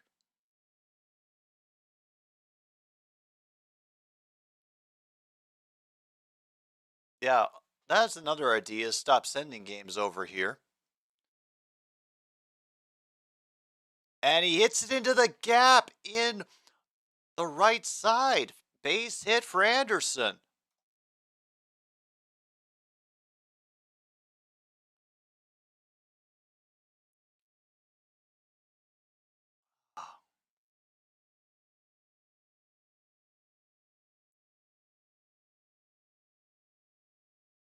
If they want to give him a home team, then just bite the bullet and try the expansion and let it fail. Stop pretending. That one's a little low for Terang, who, if you'll remember, hit a triple last time he was up.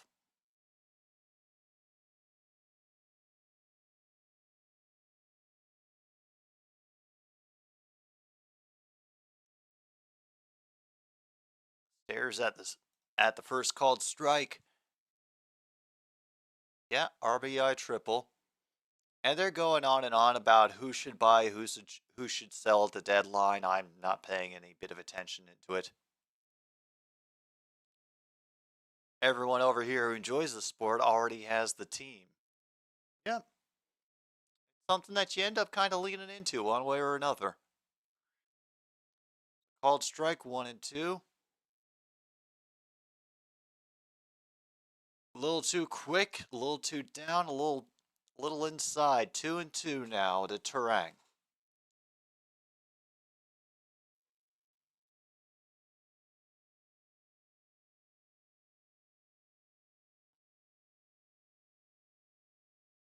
Low again. We've made it to a full count.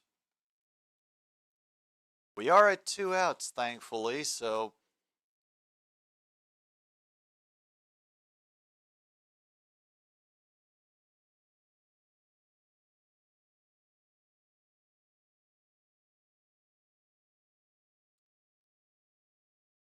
another one gets fouled off.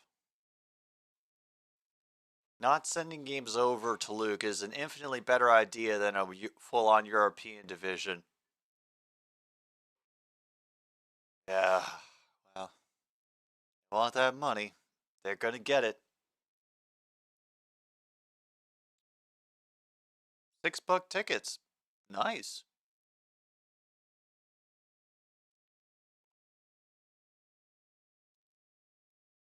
And another chopper foul.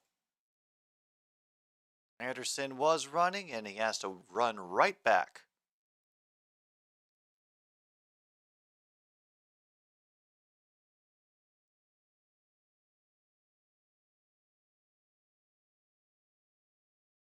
And there it is. I can tell that Sergey's ahead of me by the signal because the walk just came in on my end.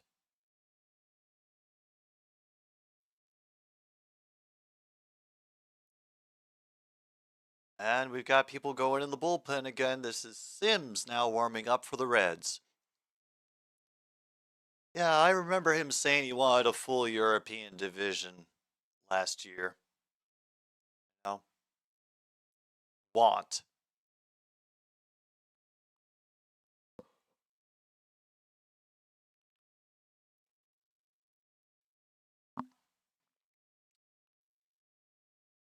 Jacksonville is a regularly minor club. I think they assumed that the most likely team to fail.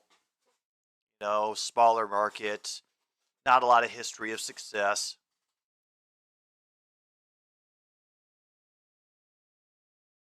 They could play their games in Daytona track while they renovate for 2 seasons. Okay. Oh, damn, they're ripping through the bullpen now.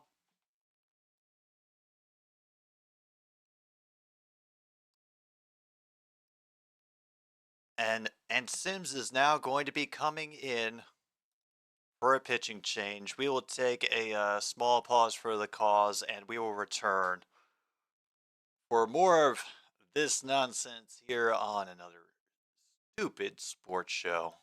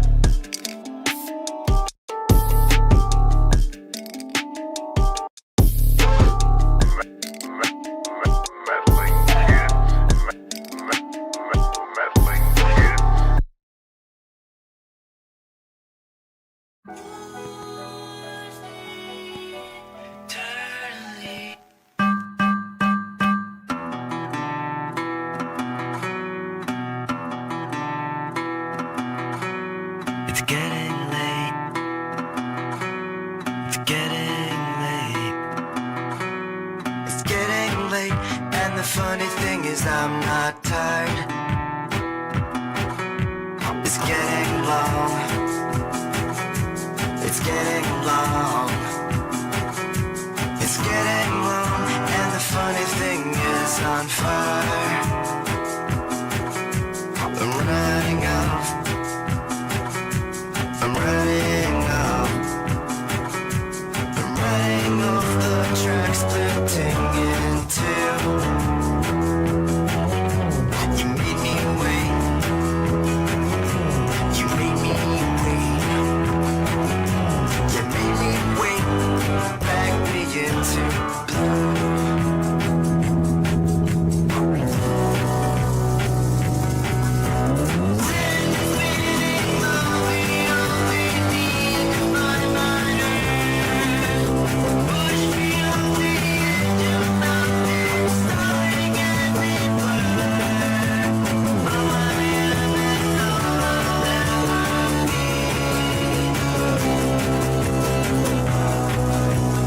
Yours eternally.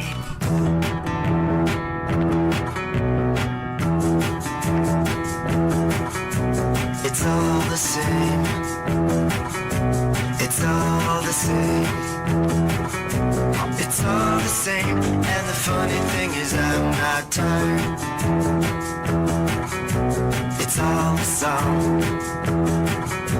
It's all the song. It's all the song. And the funny thing is on fire.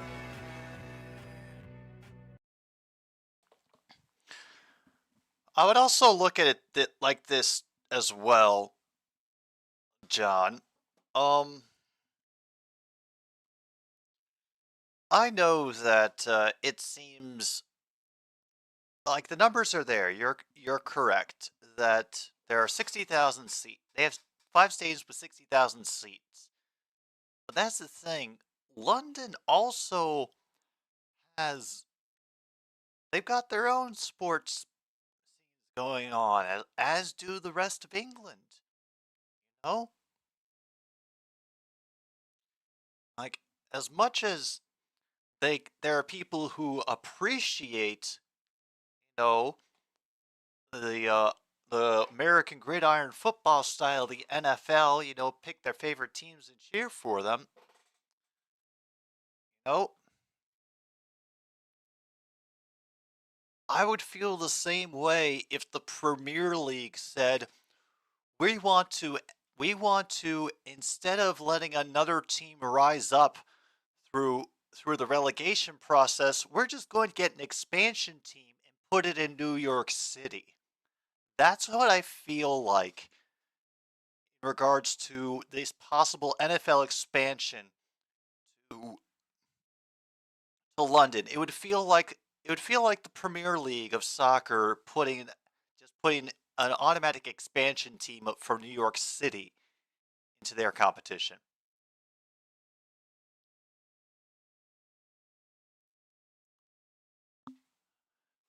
It would I mean, I would admire the brazenness for wanting to spread the appeal, but really?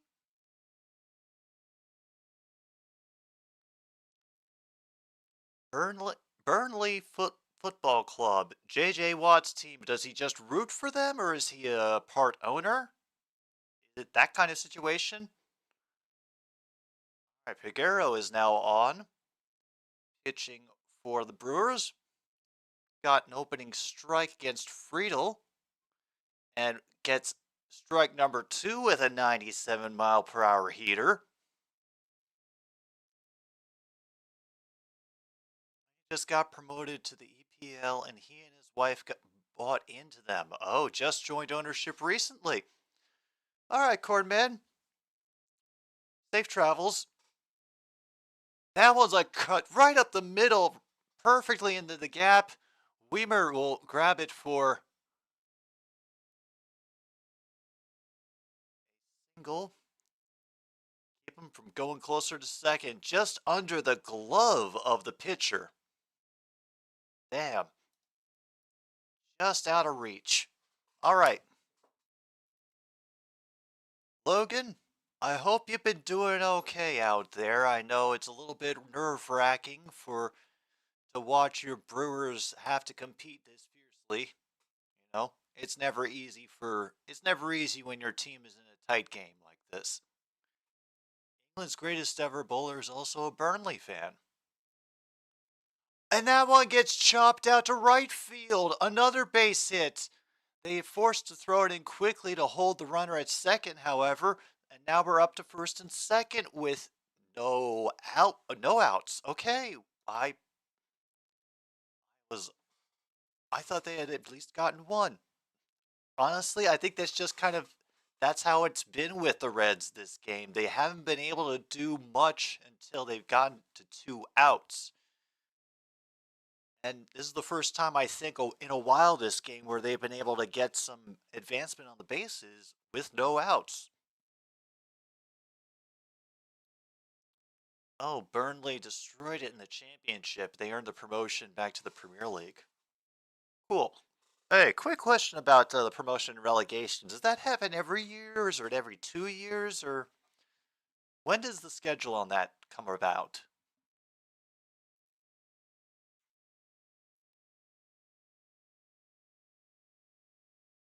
Ooh, Southampton.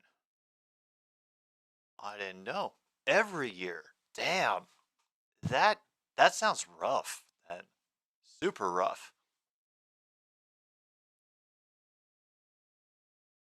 He tries to bunt. It is bunted foul. Decided by the standings in May. All right. And when are the announcements usually made for that?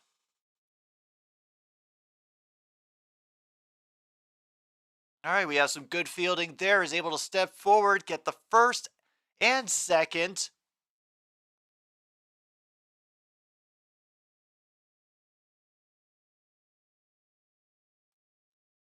They got two. Got a runner advanced to third.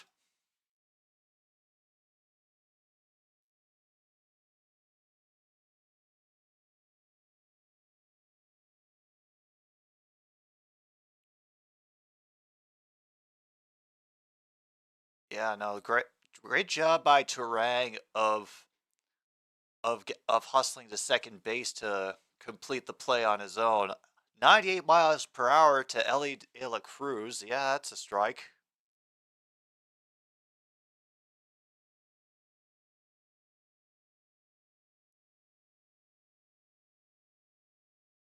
Depends on when a team crosses the Rubicon. Gotcha.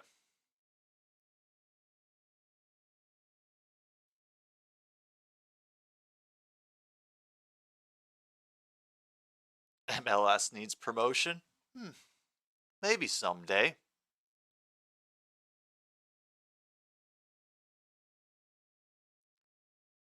Opposite field foul ball from De La Cruz, this time down the third baseline.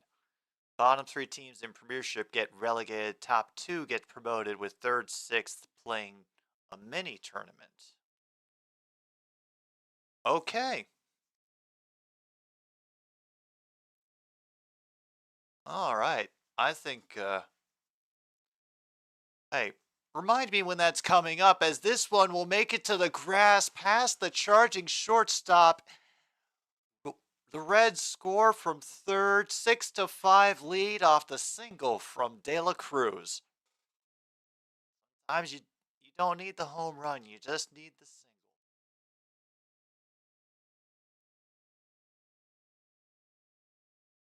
Football could do pro relegation now with XFL and USFL. Ooh.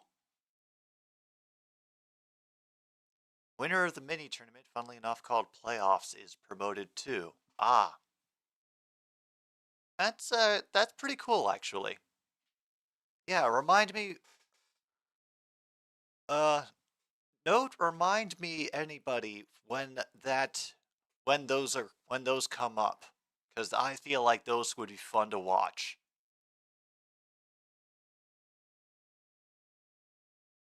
De La Cruz gets in safe at second with a stolen base. The catcher didn't even pop up to throw. He wanted to get him so badly. He didn't see it.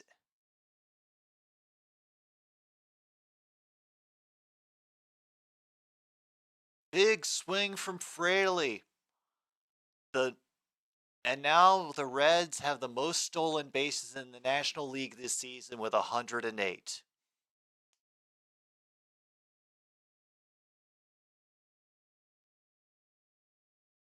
And De La Cruz just stole third.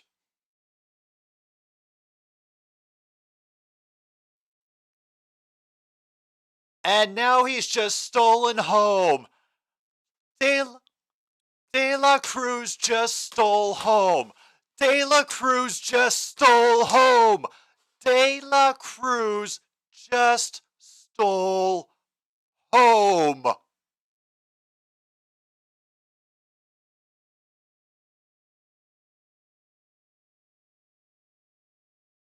And the Ellie chants are going down, and he caught them just napping before he got back up to the mound. Holy crap! He was just aware the whole time. Full count right now. But now the Reds have a 2-run lead. I know nothing about Newcastle United, John Jay. All I know is that Aguero just let a run get stolen at home.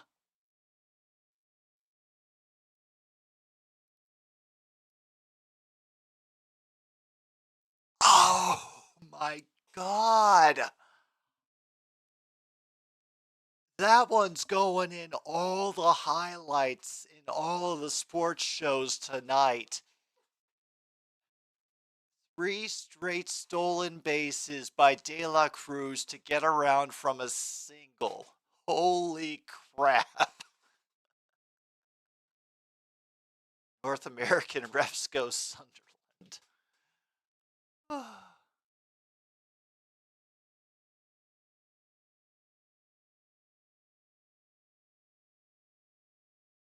Little chopper through the legs. Easy throw from second to first, and we are done with this inning. And there are boos that I heard before they turned down the crowd and turned up the music. People are pissed out there, and I don't blame them. I really don't. Damn.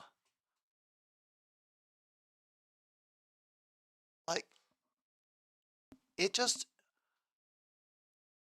I'm in shock with you, Luke. It like you see those on those compilation plays and you wonder how it can happen, and how it can happen is just getting careless and losing track of your immediate surroundings.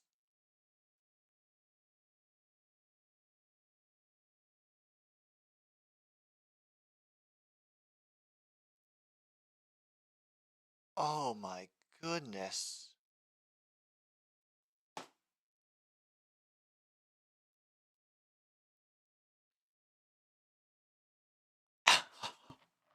Oh, wow. And I have no better word for it than wow. The fact that he was able to pull that off with the speed of the throw from the pitcher, and it was still a pretty tight play at the plate. Oh.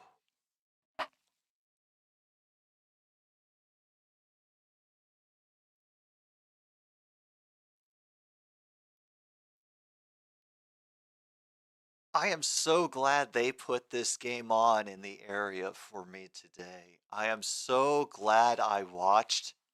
And now, honestly, yeah, take me out to the ball game, take me out to the crowd, Cracker Jack. Oh, phew, everybody loses. Anyway, but now I'm even more excited about the prospect of the Brewers coming back.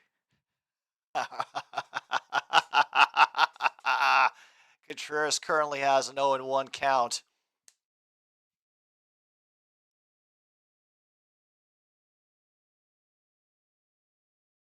Gets it to 1-1.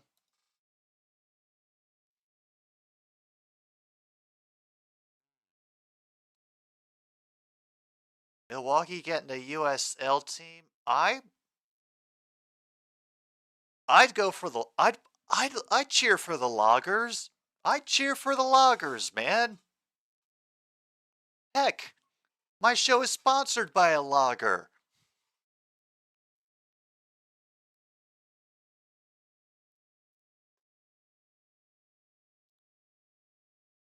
Oh,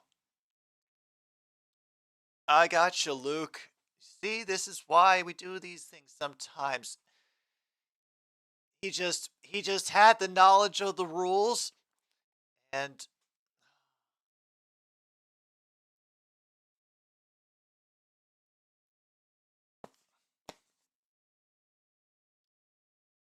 I appreciate it, Sorgi. I do appreciate it. Contreras doesn't go all the way on that outside pitch. We're now up to a full count, by the way.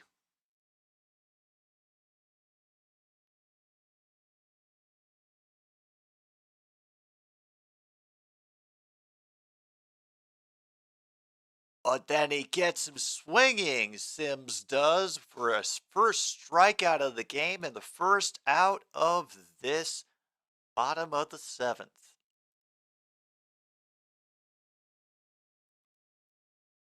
And here's Willie Adames. Has had 2 home runs today, 3 runs batted in.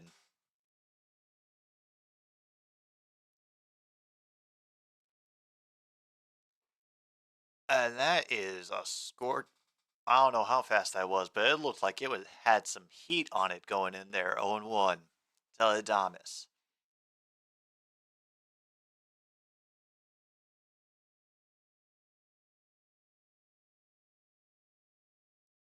Misses inside, and Adames does not chase. 1-1. Gertie to duck, you say?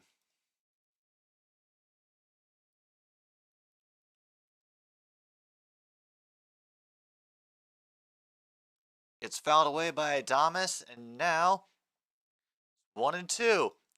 They do a replay of the home runs. Thank you, guys. Chicks dig the long ball. I am going to have to remember that one.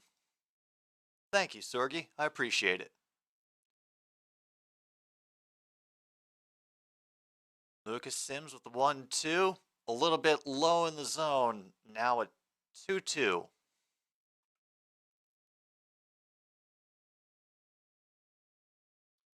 7-5. Cincinnati scores 2 in the top of the 7th to retake the lead. Checks his swing. We're up to a full count again. Your team is the Ducks for Gertie. I approve of this name.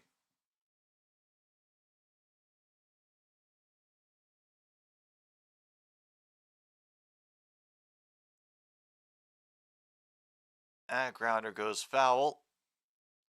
Third baseman was playing rather far back, and it's fortunate that it bent foul.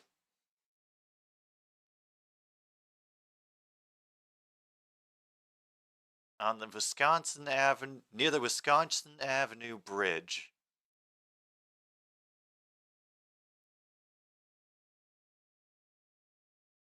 And Uribe is warming up for the Brewers in the bullpen.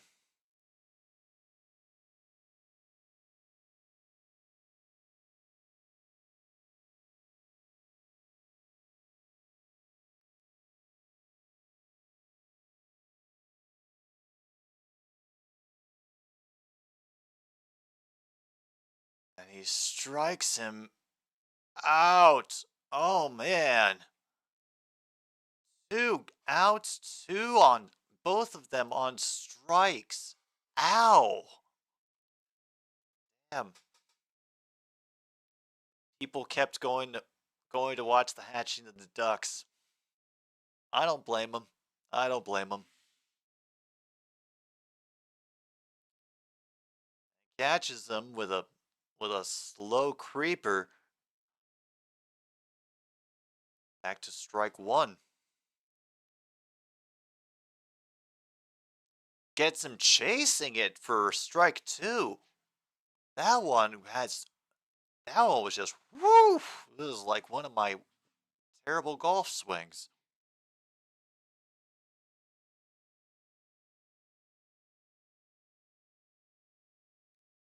This one gets cracked right to De La Cruz. Easy throw to first. And it is a 1-2-3. The side is retired. We are now in the eighth. We are now in the eighth inning.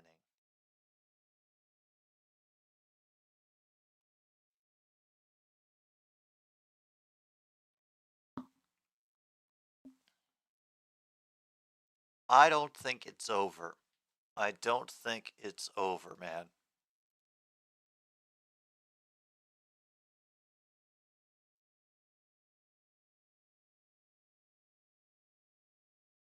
I think it's fortunate that the Brewers are the home team on this because they get a guaranteed ninth inning shot too. Yeah, well, I know, but so far, all the goals every time one team is scored, the other has usually answered rather quickly.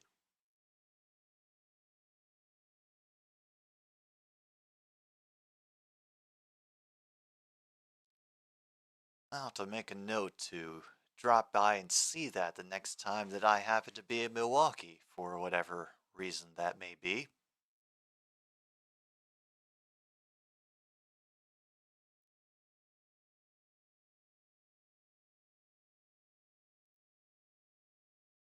Ah, another famous duck.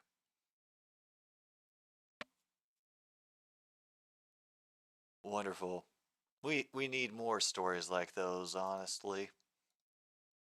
More stories about famous ducks.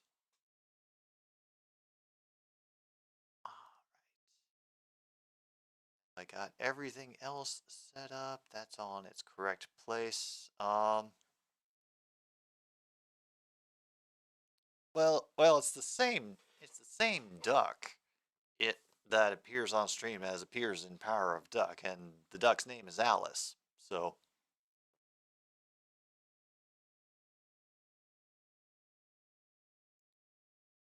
that's what I'm. That's what tomorrow is going to be for me. Actually, is going to be me setting up as much of the lights and such as I can for all of the Power of Duck filming, which I'm planning on actually doing in the other room because there's a very specific way I want to do it. Uh, like uh, like Alice as an Alice in Wonderland. Oh, there's a fish here. Hello, Mr. Fish. Hope you're doing well. And you as well, MKI. I hope the day's been treating you well with all the assorted nonsense. We are now at a 2-0 count on Steer.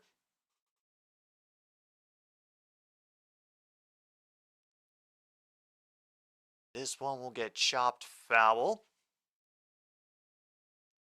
Hey Fish, you've been checking out the game? Yeah, I actually didn't know that I was going to be able to get this game.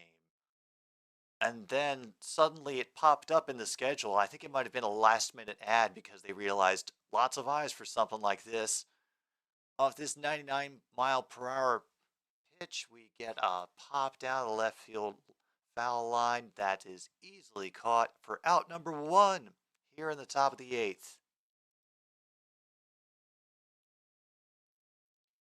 It's going well. Once again, for those of you who've just arrived, um, I was I saw it happening. It was like watching a car wreck in slow motion. It's one of those things that you can't believe you're observing it as it happens. That level. And because uh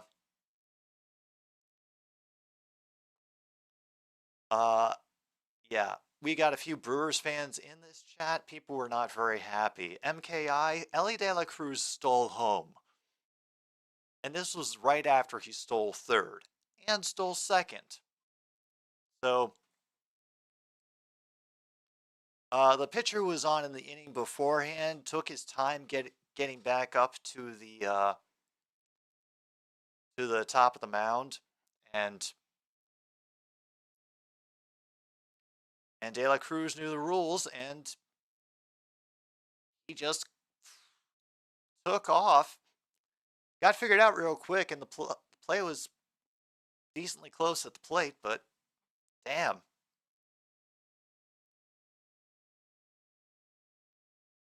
Count is now 2-2. And 100 miles per hour strikes him out. Woo! Out number 2 here, top of the 8th for the Brewers.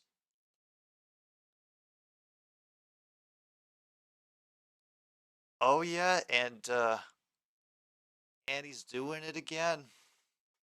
Damn. Meanwhile, Uribe's throwing some nice heat for the Brewers here in relief in the top of the 8th inning. Oh, I watched all of it. I watched all of it, Fish. It was a sight. It was. And I also said bit before you got here. Now, just because I've been watching this game for the purpose of enjoying watching this game, I am looking for the Brewers' comeback just because it would be fun to see. I'm terrible. All right, Will Benson got up again. He had a solo home run and a triple. Not sure the odds of him hitting for the cycle are still intact after that one. Yep, gets a big cut and a strike up to 0-2 now.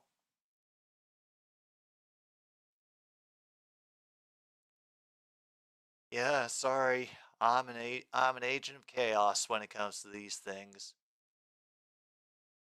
Mostly because my team is not doing anything anymore. It's the Chicago White Sox, for the record, and I'm just here for the fun.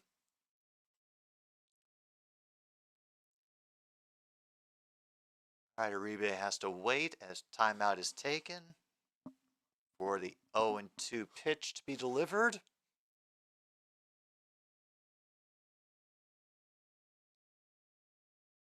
Benson awaits. Rather muted crowd right now. That one looked like it nearly clipped his knee. Yeah, absolutely apt. That was oh. Oh, you are yaya to your friends. Forgive me.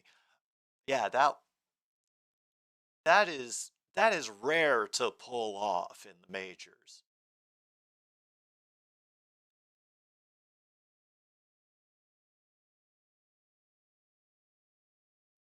Another 2-2 pitch coming to Benson. Heat down the middle. Strike 3. Beautiful pitching job by Uribe here in the top of the 8th. Wonder if they'll keep him on for the next inning too, because he looks like he has plenty to give. Never know. All right, let's see if we reset everything. Got the home outs, the runners are cleared, empty count. So yeah, bottom of the 8th. All right, well let's clear it up right now. Hang on.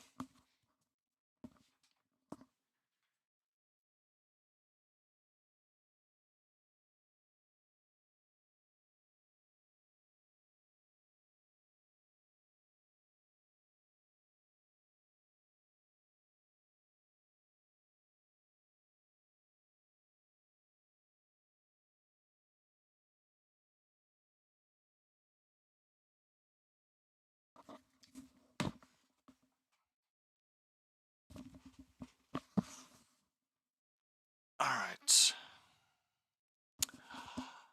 Alright, Monty. You can be honest. I'm not going to be mad, but I'd like to know if you requested extra innings for this game.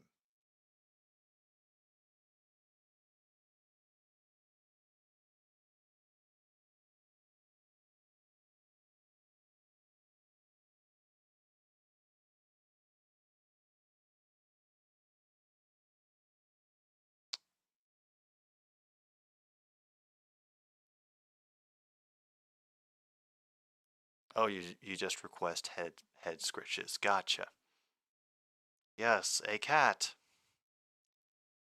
For anybody who may not have been here before, this is one of my cats. His name is Monty. He is a Vikings fan, and he's just glad to be here. I'm not sure he understands much of what's going on, but somehow he really likes overtime.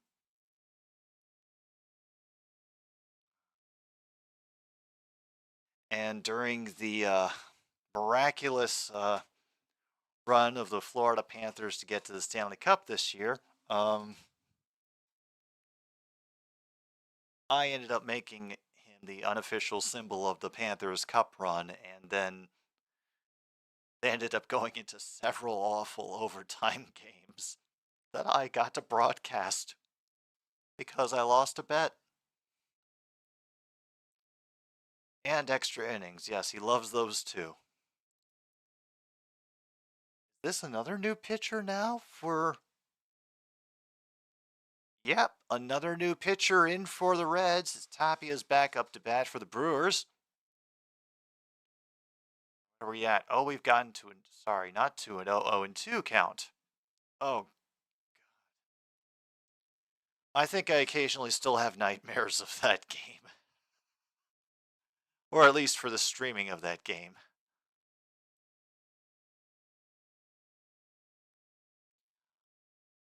Oh, where is all that? Oh, there we go. Perfect. Once again, it's 0-2 as Tapia fouls off again to the first base side. With the Reds, just expect a new pitcher every inning. Okay. All right, so for just out of curiosity, for reasons because of injury or because of lack of quality starters?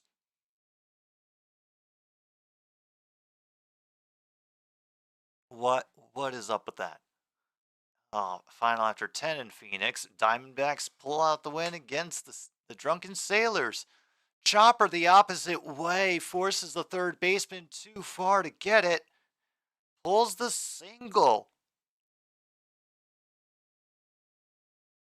And Nationals and the Rangers have finally gotten to the middle of the fifth. Oh, it's both. Oh.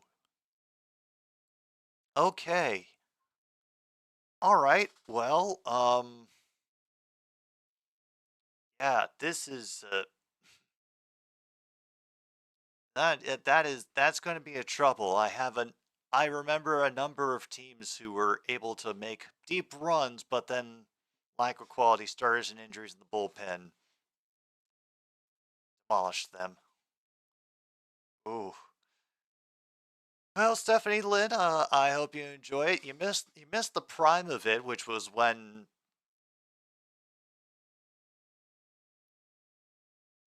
De La Cruz stole home.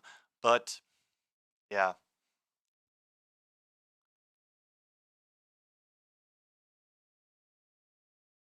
We're currently to 1-0 count to Perkins. That pitch is outside. We make it 2-0.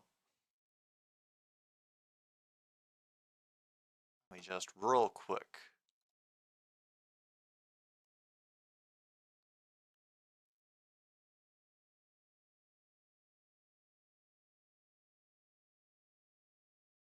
Farmer delivers. Just outside the zone, 3-0 now.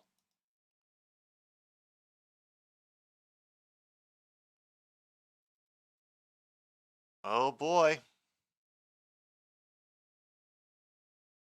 We going to get a steal from Tapia right now, I bet? Oh, high strike. But I think it hit the edge of the zone. Ooh. All right, Sorgi. Take care. Always good to have you when you drop by. And now I know about another duck. Damn, now we've got back to a 3-2 from a big cut by Perkins on that pitch. Okay. Currently no outs. Runner on first. Milwaukee looking to make up a 2-run deficit here in the 8th. And it's a strikeout on Perkins for the first out of the inning. Whew.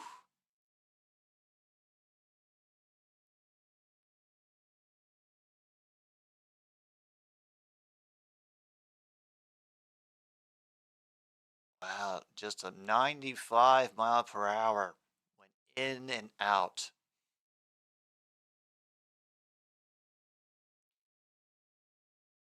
Throws to first to get Tapia's return.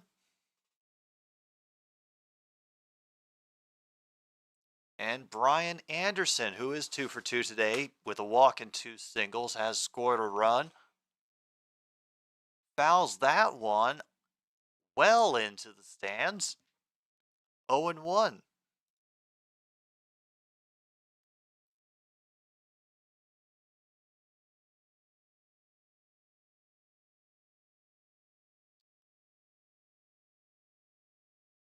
There you go.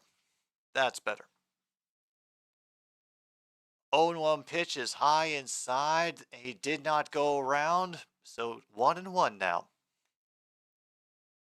Yeah, who knows if they're still in here? They might have just been expecting more rage out of you and then left when they were not satisfied. Well, we've also still got a good possible situation for the Brewers. A foul ball doesn't help. It's now 1-2. Officially 10-3, Red Sox versus Athletics. Boston is at bat in the bottom of the 8th.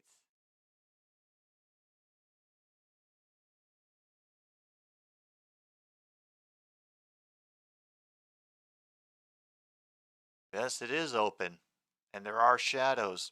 Very good, announcers. That pitch missed low. 2 balls, 2 strikes.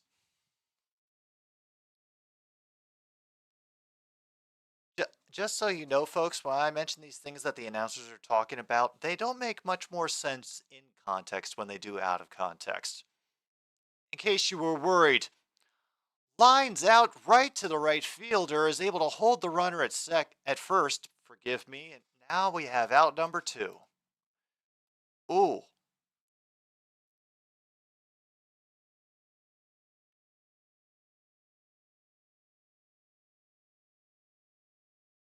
Because of that odd shadow where the pitcher is in the light but the batters are in the dark, it's making for some frustrating situations for the hitters.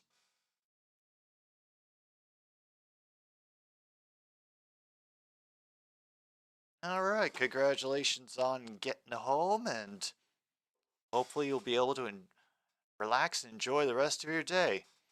Ideally with something like one of our sponsors here on Another Stupid Sports Show, chicken flavored crackers, and Terang just fouled bunt. So up to an 0-1 count now. Yeah, we can't expect anything from commentators that we're talking about Sesame Street. Yep, chicken flavored crackers with just enough chicken flavor to make my cat Angie try to steal them out of my hand. That one gets skied to De La Cruz, who will back up into the outfield to secure the 3rd out of the inning. Oh, wow.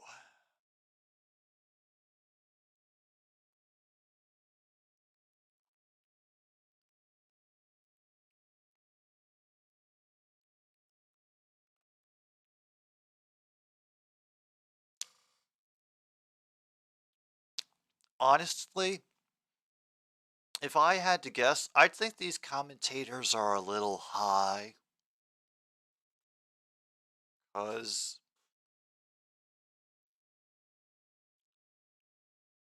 there's no decent reason why they should be talking about their favorite Sesame Street characters in a damn baseball game. Oh yes, and all respect to Bert and Ernie and all of their, collaborations and EPs that they put together over the years.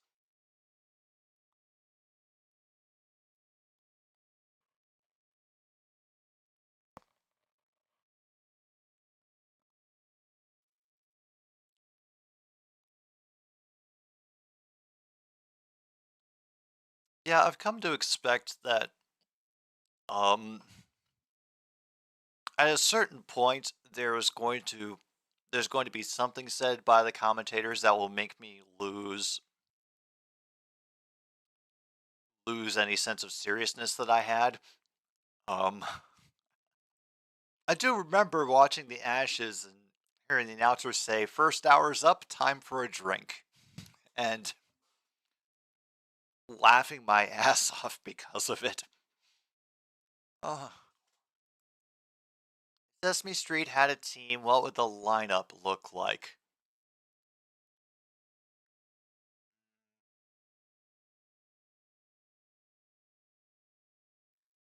Sesame Street, because they would have to constantly forfeit games for having too many people on the field.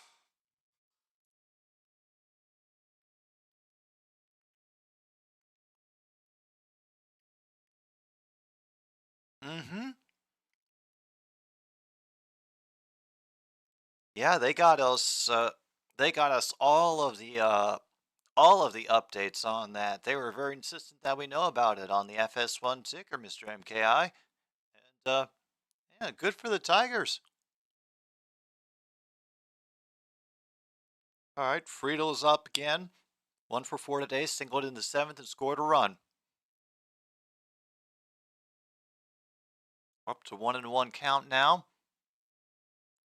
Little chopper just to the left of the, and is able to beat the beat the throw. Anderson Anderson collected it as it came off the. It bounced through the grass to, as Uribe kind of missed it. Yeah, this game is on FS1. Oh, Elmo and Oscar in the commentators box. Honestly, I think that would be the equivalent of the cockpit scene from Airplane, if you know what I'm talking about.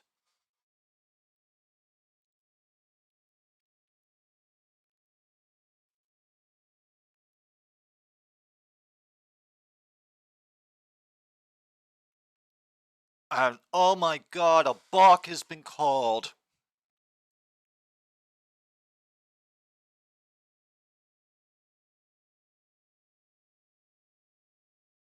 Now Friedel is on second base. And the manager is not happy about this balk call. He has come out of the. And he has been tossed for arguing the balk with the umpire, and now he is going to go give him every piece of his mind that he has left after the operation.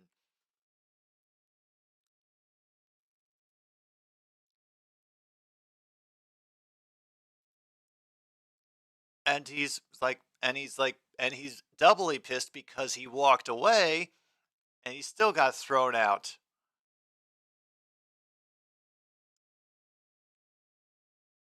And they threw him away. Apparently, they threw him out for saying bullshit as he was walking away.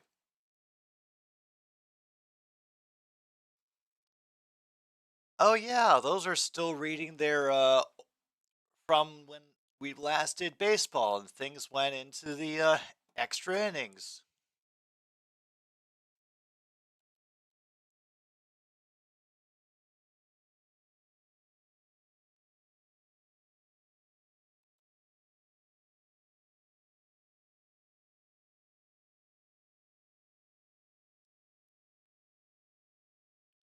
All right, now I've learned that the announcers are lip reading experts.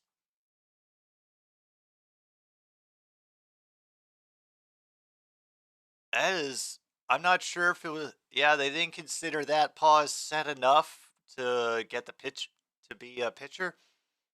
Oh yeah. Um, Pretty much. She was sitting on the couch last I checked. Still at 0-1 on this at bat, by the way. The manager for the Brewers has been tossed. They talked through some things with the ump and whoever is now stepping in for him.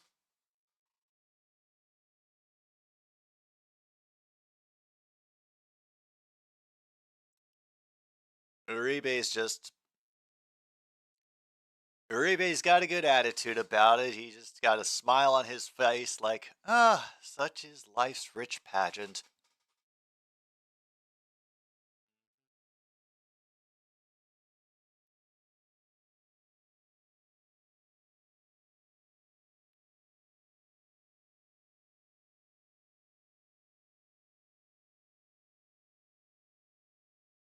And now there's been a change in the infield.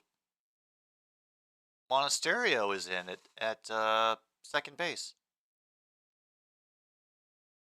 All right, finally we get another pitch to McLean. And a good effort to get it from the second baseman. The throw isn't on target, unfortunately, and now we have runners at the corners. No outs. Top of the ninth. Runners at the corners. Oh boy.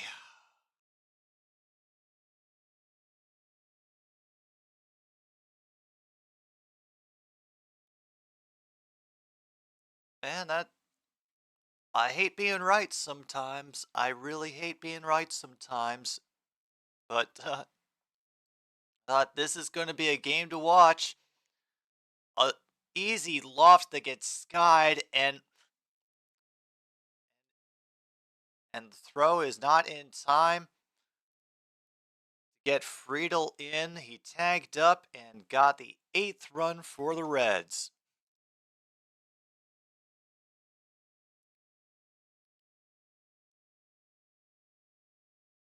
Do have an out, so basically a sacrifice fly.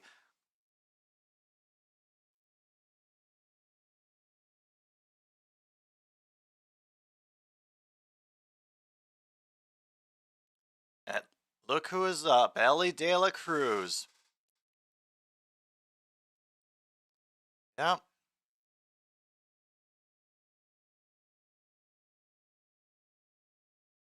That one gets fouled down the third base line.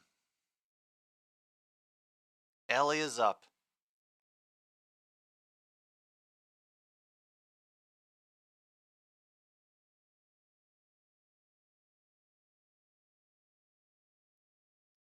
On the 0-1 pitch, they look like they're aiming outside. And he cracks it foul again, same direction. 0-2 now.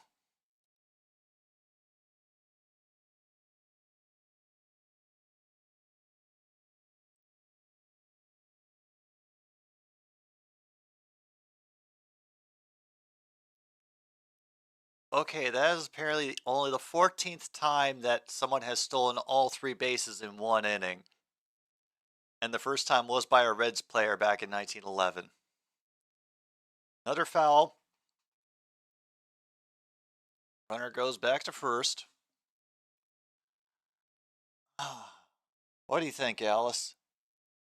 Think he can do it?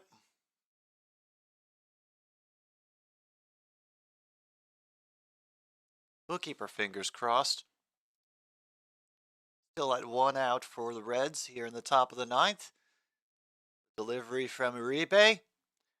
And it gets gloved down by second baseman. Throws not in time to get the runner at first, but they do get the second out. Nice job by Turang making the leap and grab on that play.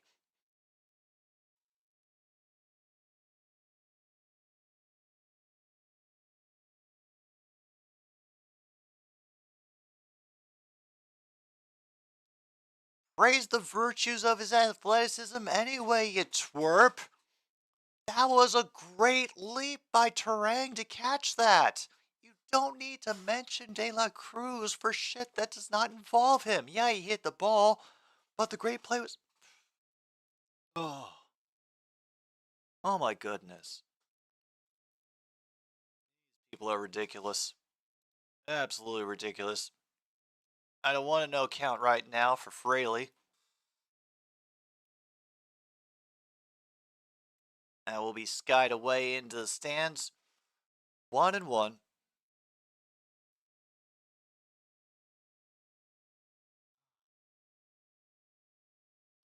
Back and forth game broken open by madness involving who else? De La Cruz, and now a 3-run lead for the Reds. And Fraley hits it out foul the other direction this time, just for some variety. 1-2.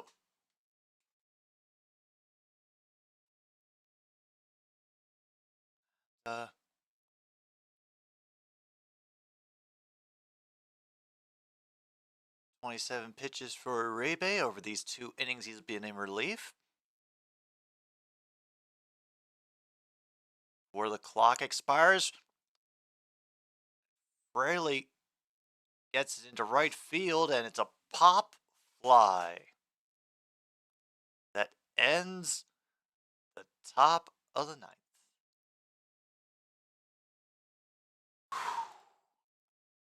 All right, folks. Here it is. A classic story immortalized in many a sports movie, and even one of the few poems that people dared to care about and understand when we heard it in school. At the bat, a bottom of the ninth comeback for a team.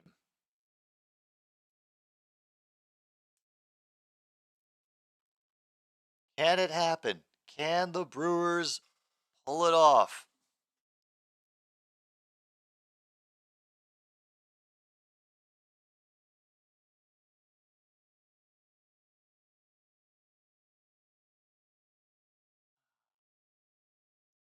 Yeah, I know I'm more excited about it than I should be, but I also like a good comeback story. Yeah, Luke wants a grand slam. You could tell that he is a Brewers fan. We don't hold that against him, you know? It's just a fact.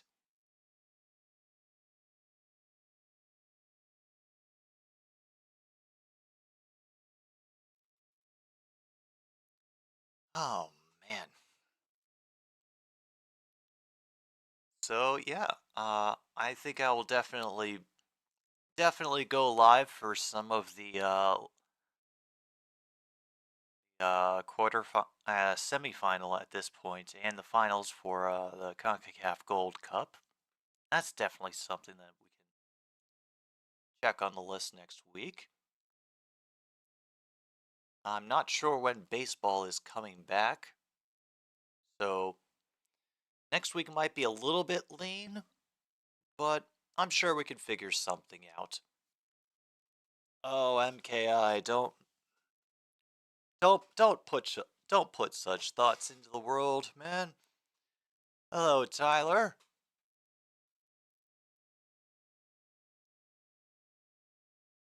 How do you rate the Dodgers' chances of catching up with the Diamondbacks in the second half of the season?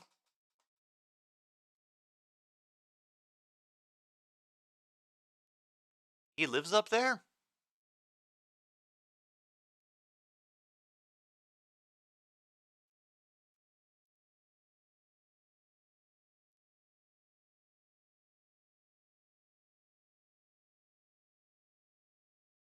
All right, and this is Diaz, who is now pitching with Winker now in. Jesse Winker. Count is up to 1-1 after swing and a miss.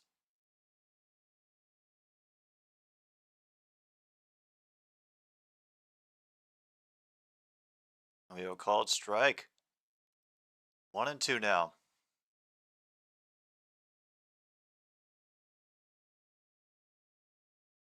And that just gets thrown all the way off target.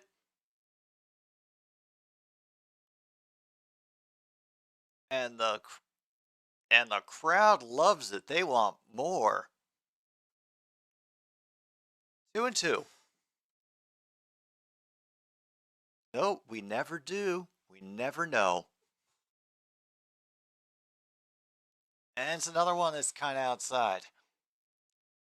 Not as bad as the other one was, but still. Ah, the bullpen needs to get better. I see. A strike out. Whew. All right, first out now, recorded in the bottom of the ninth.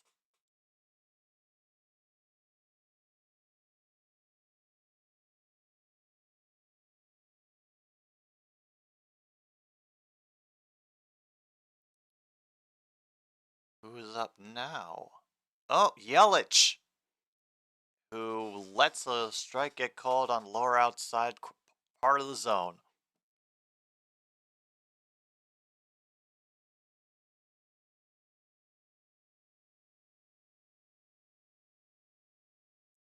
The Heat misses high on that one. Evens the count. Oh, I'd be mad if I was Logan too. Honestly, oh, more heat upstairs this time on Yelich, 1-2. Like, I was here when that base got stolen. Luke exploded, and I did not blame him. Yeah, the Reds have. They're swinging a miss. My goodness. Oh yeah, they have been on a base stealing tear. Last statistic I saw that came up, that they had the most they had with De La Cruz first stolen base of the day, gotten the lead of all the teams in the National League. I didn't know they had gotten to the major league lead. All right, we got a 1-0 count to Contreras, who's still looking for it. First hit of the day. Now, looks at one inside and called a strike. You think, Tyler? Well, that would be shocking, I think, if they did something with Ohtani like that. And now we have big noise coming up. 1-2 count, and it gets hit past the first baseman. The Brewers are still alive for now.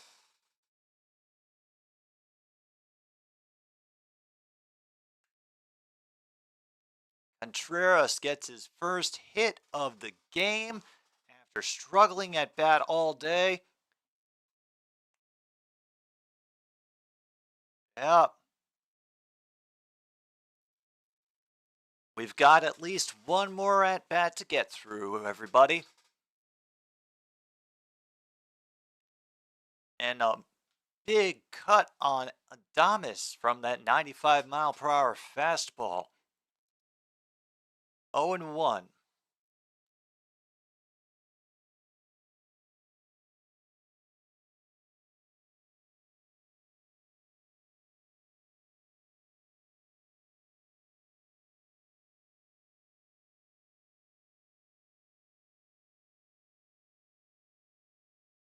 Oh, apparently the pitcher just got a warning, and now we have a pop fly. It's getting chased, but it's too far into the stands. We're now at 0-2. All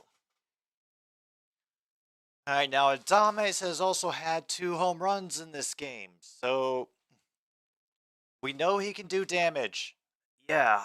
Oh, we watched it, Tyler. It was nuts. All right, 0-2 pitch now.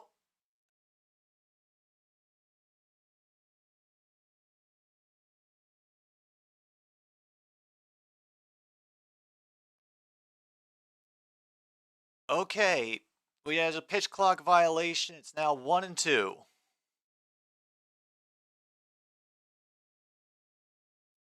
And one gets hauled foul. But it bounces into an upper deck. So that was cool.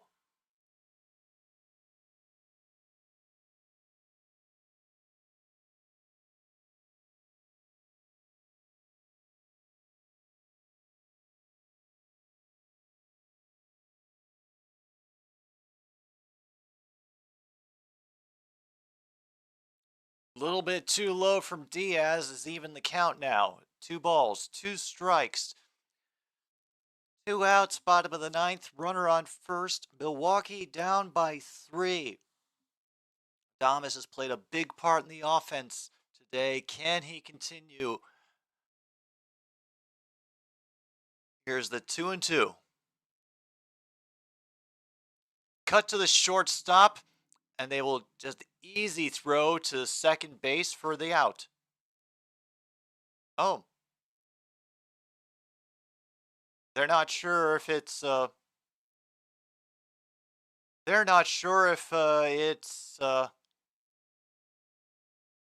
they're challenging whether this was an actual out. They're challenging whether this was an out.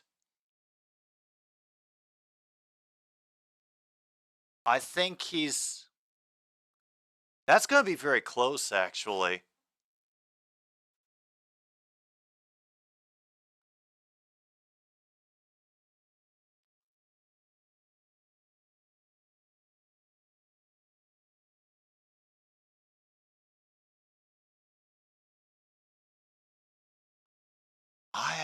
Yeah, on that great angle with where we can see where the foot is in relation to the bag. I just can't tell. That is so damn close. I think you have a case, Luke, for this guy being safe.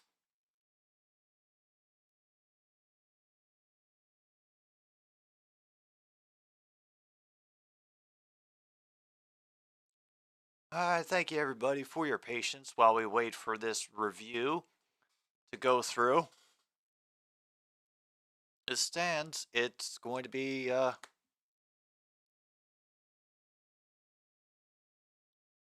good opportunity.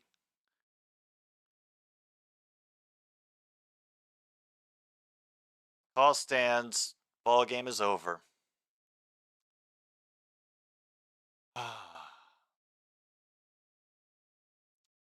That is a shame. It is.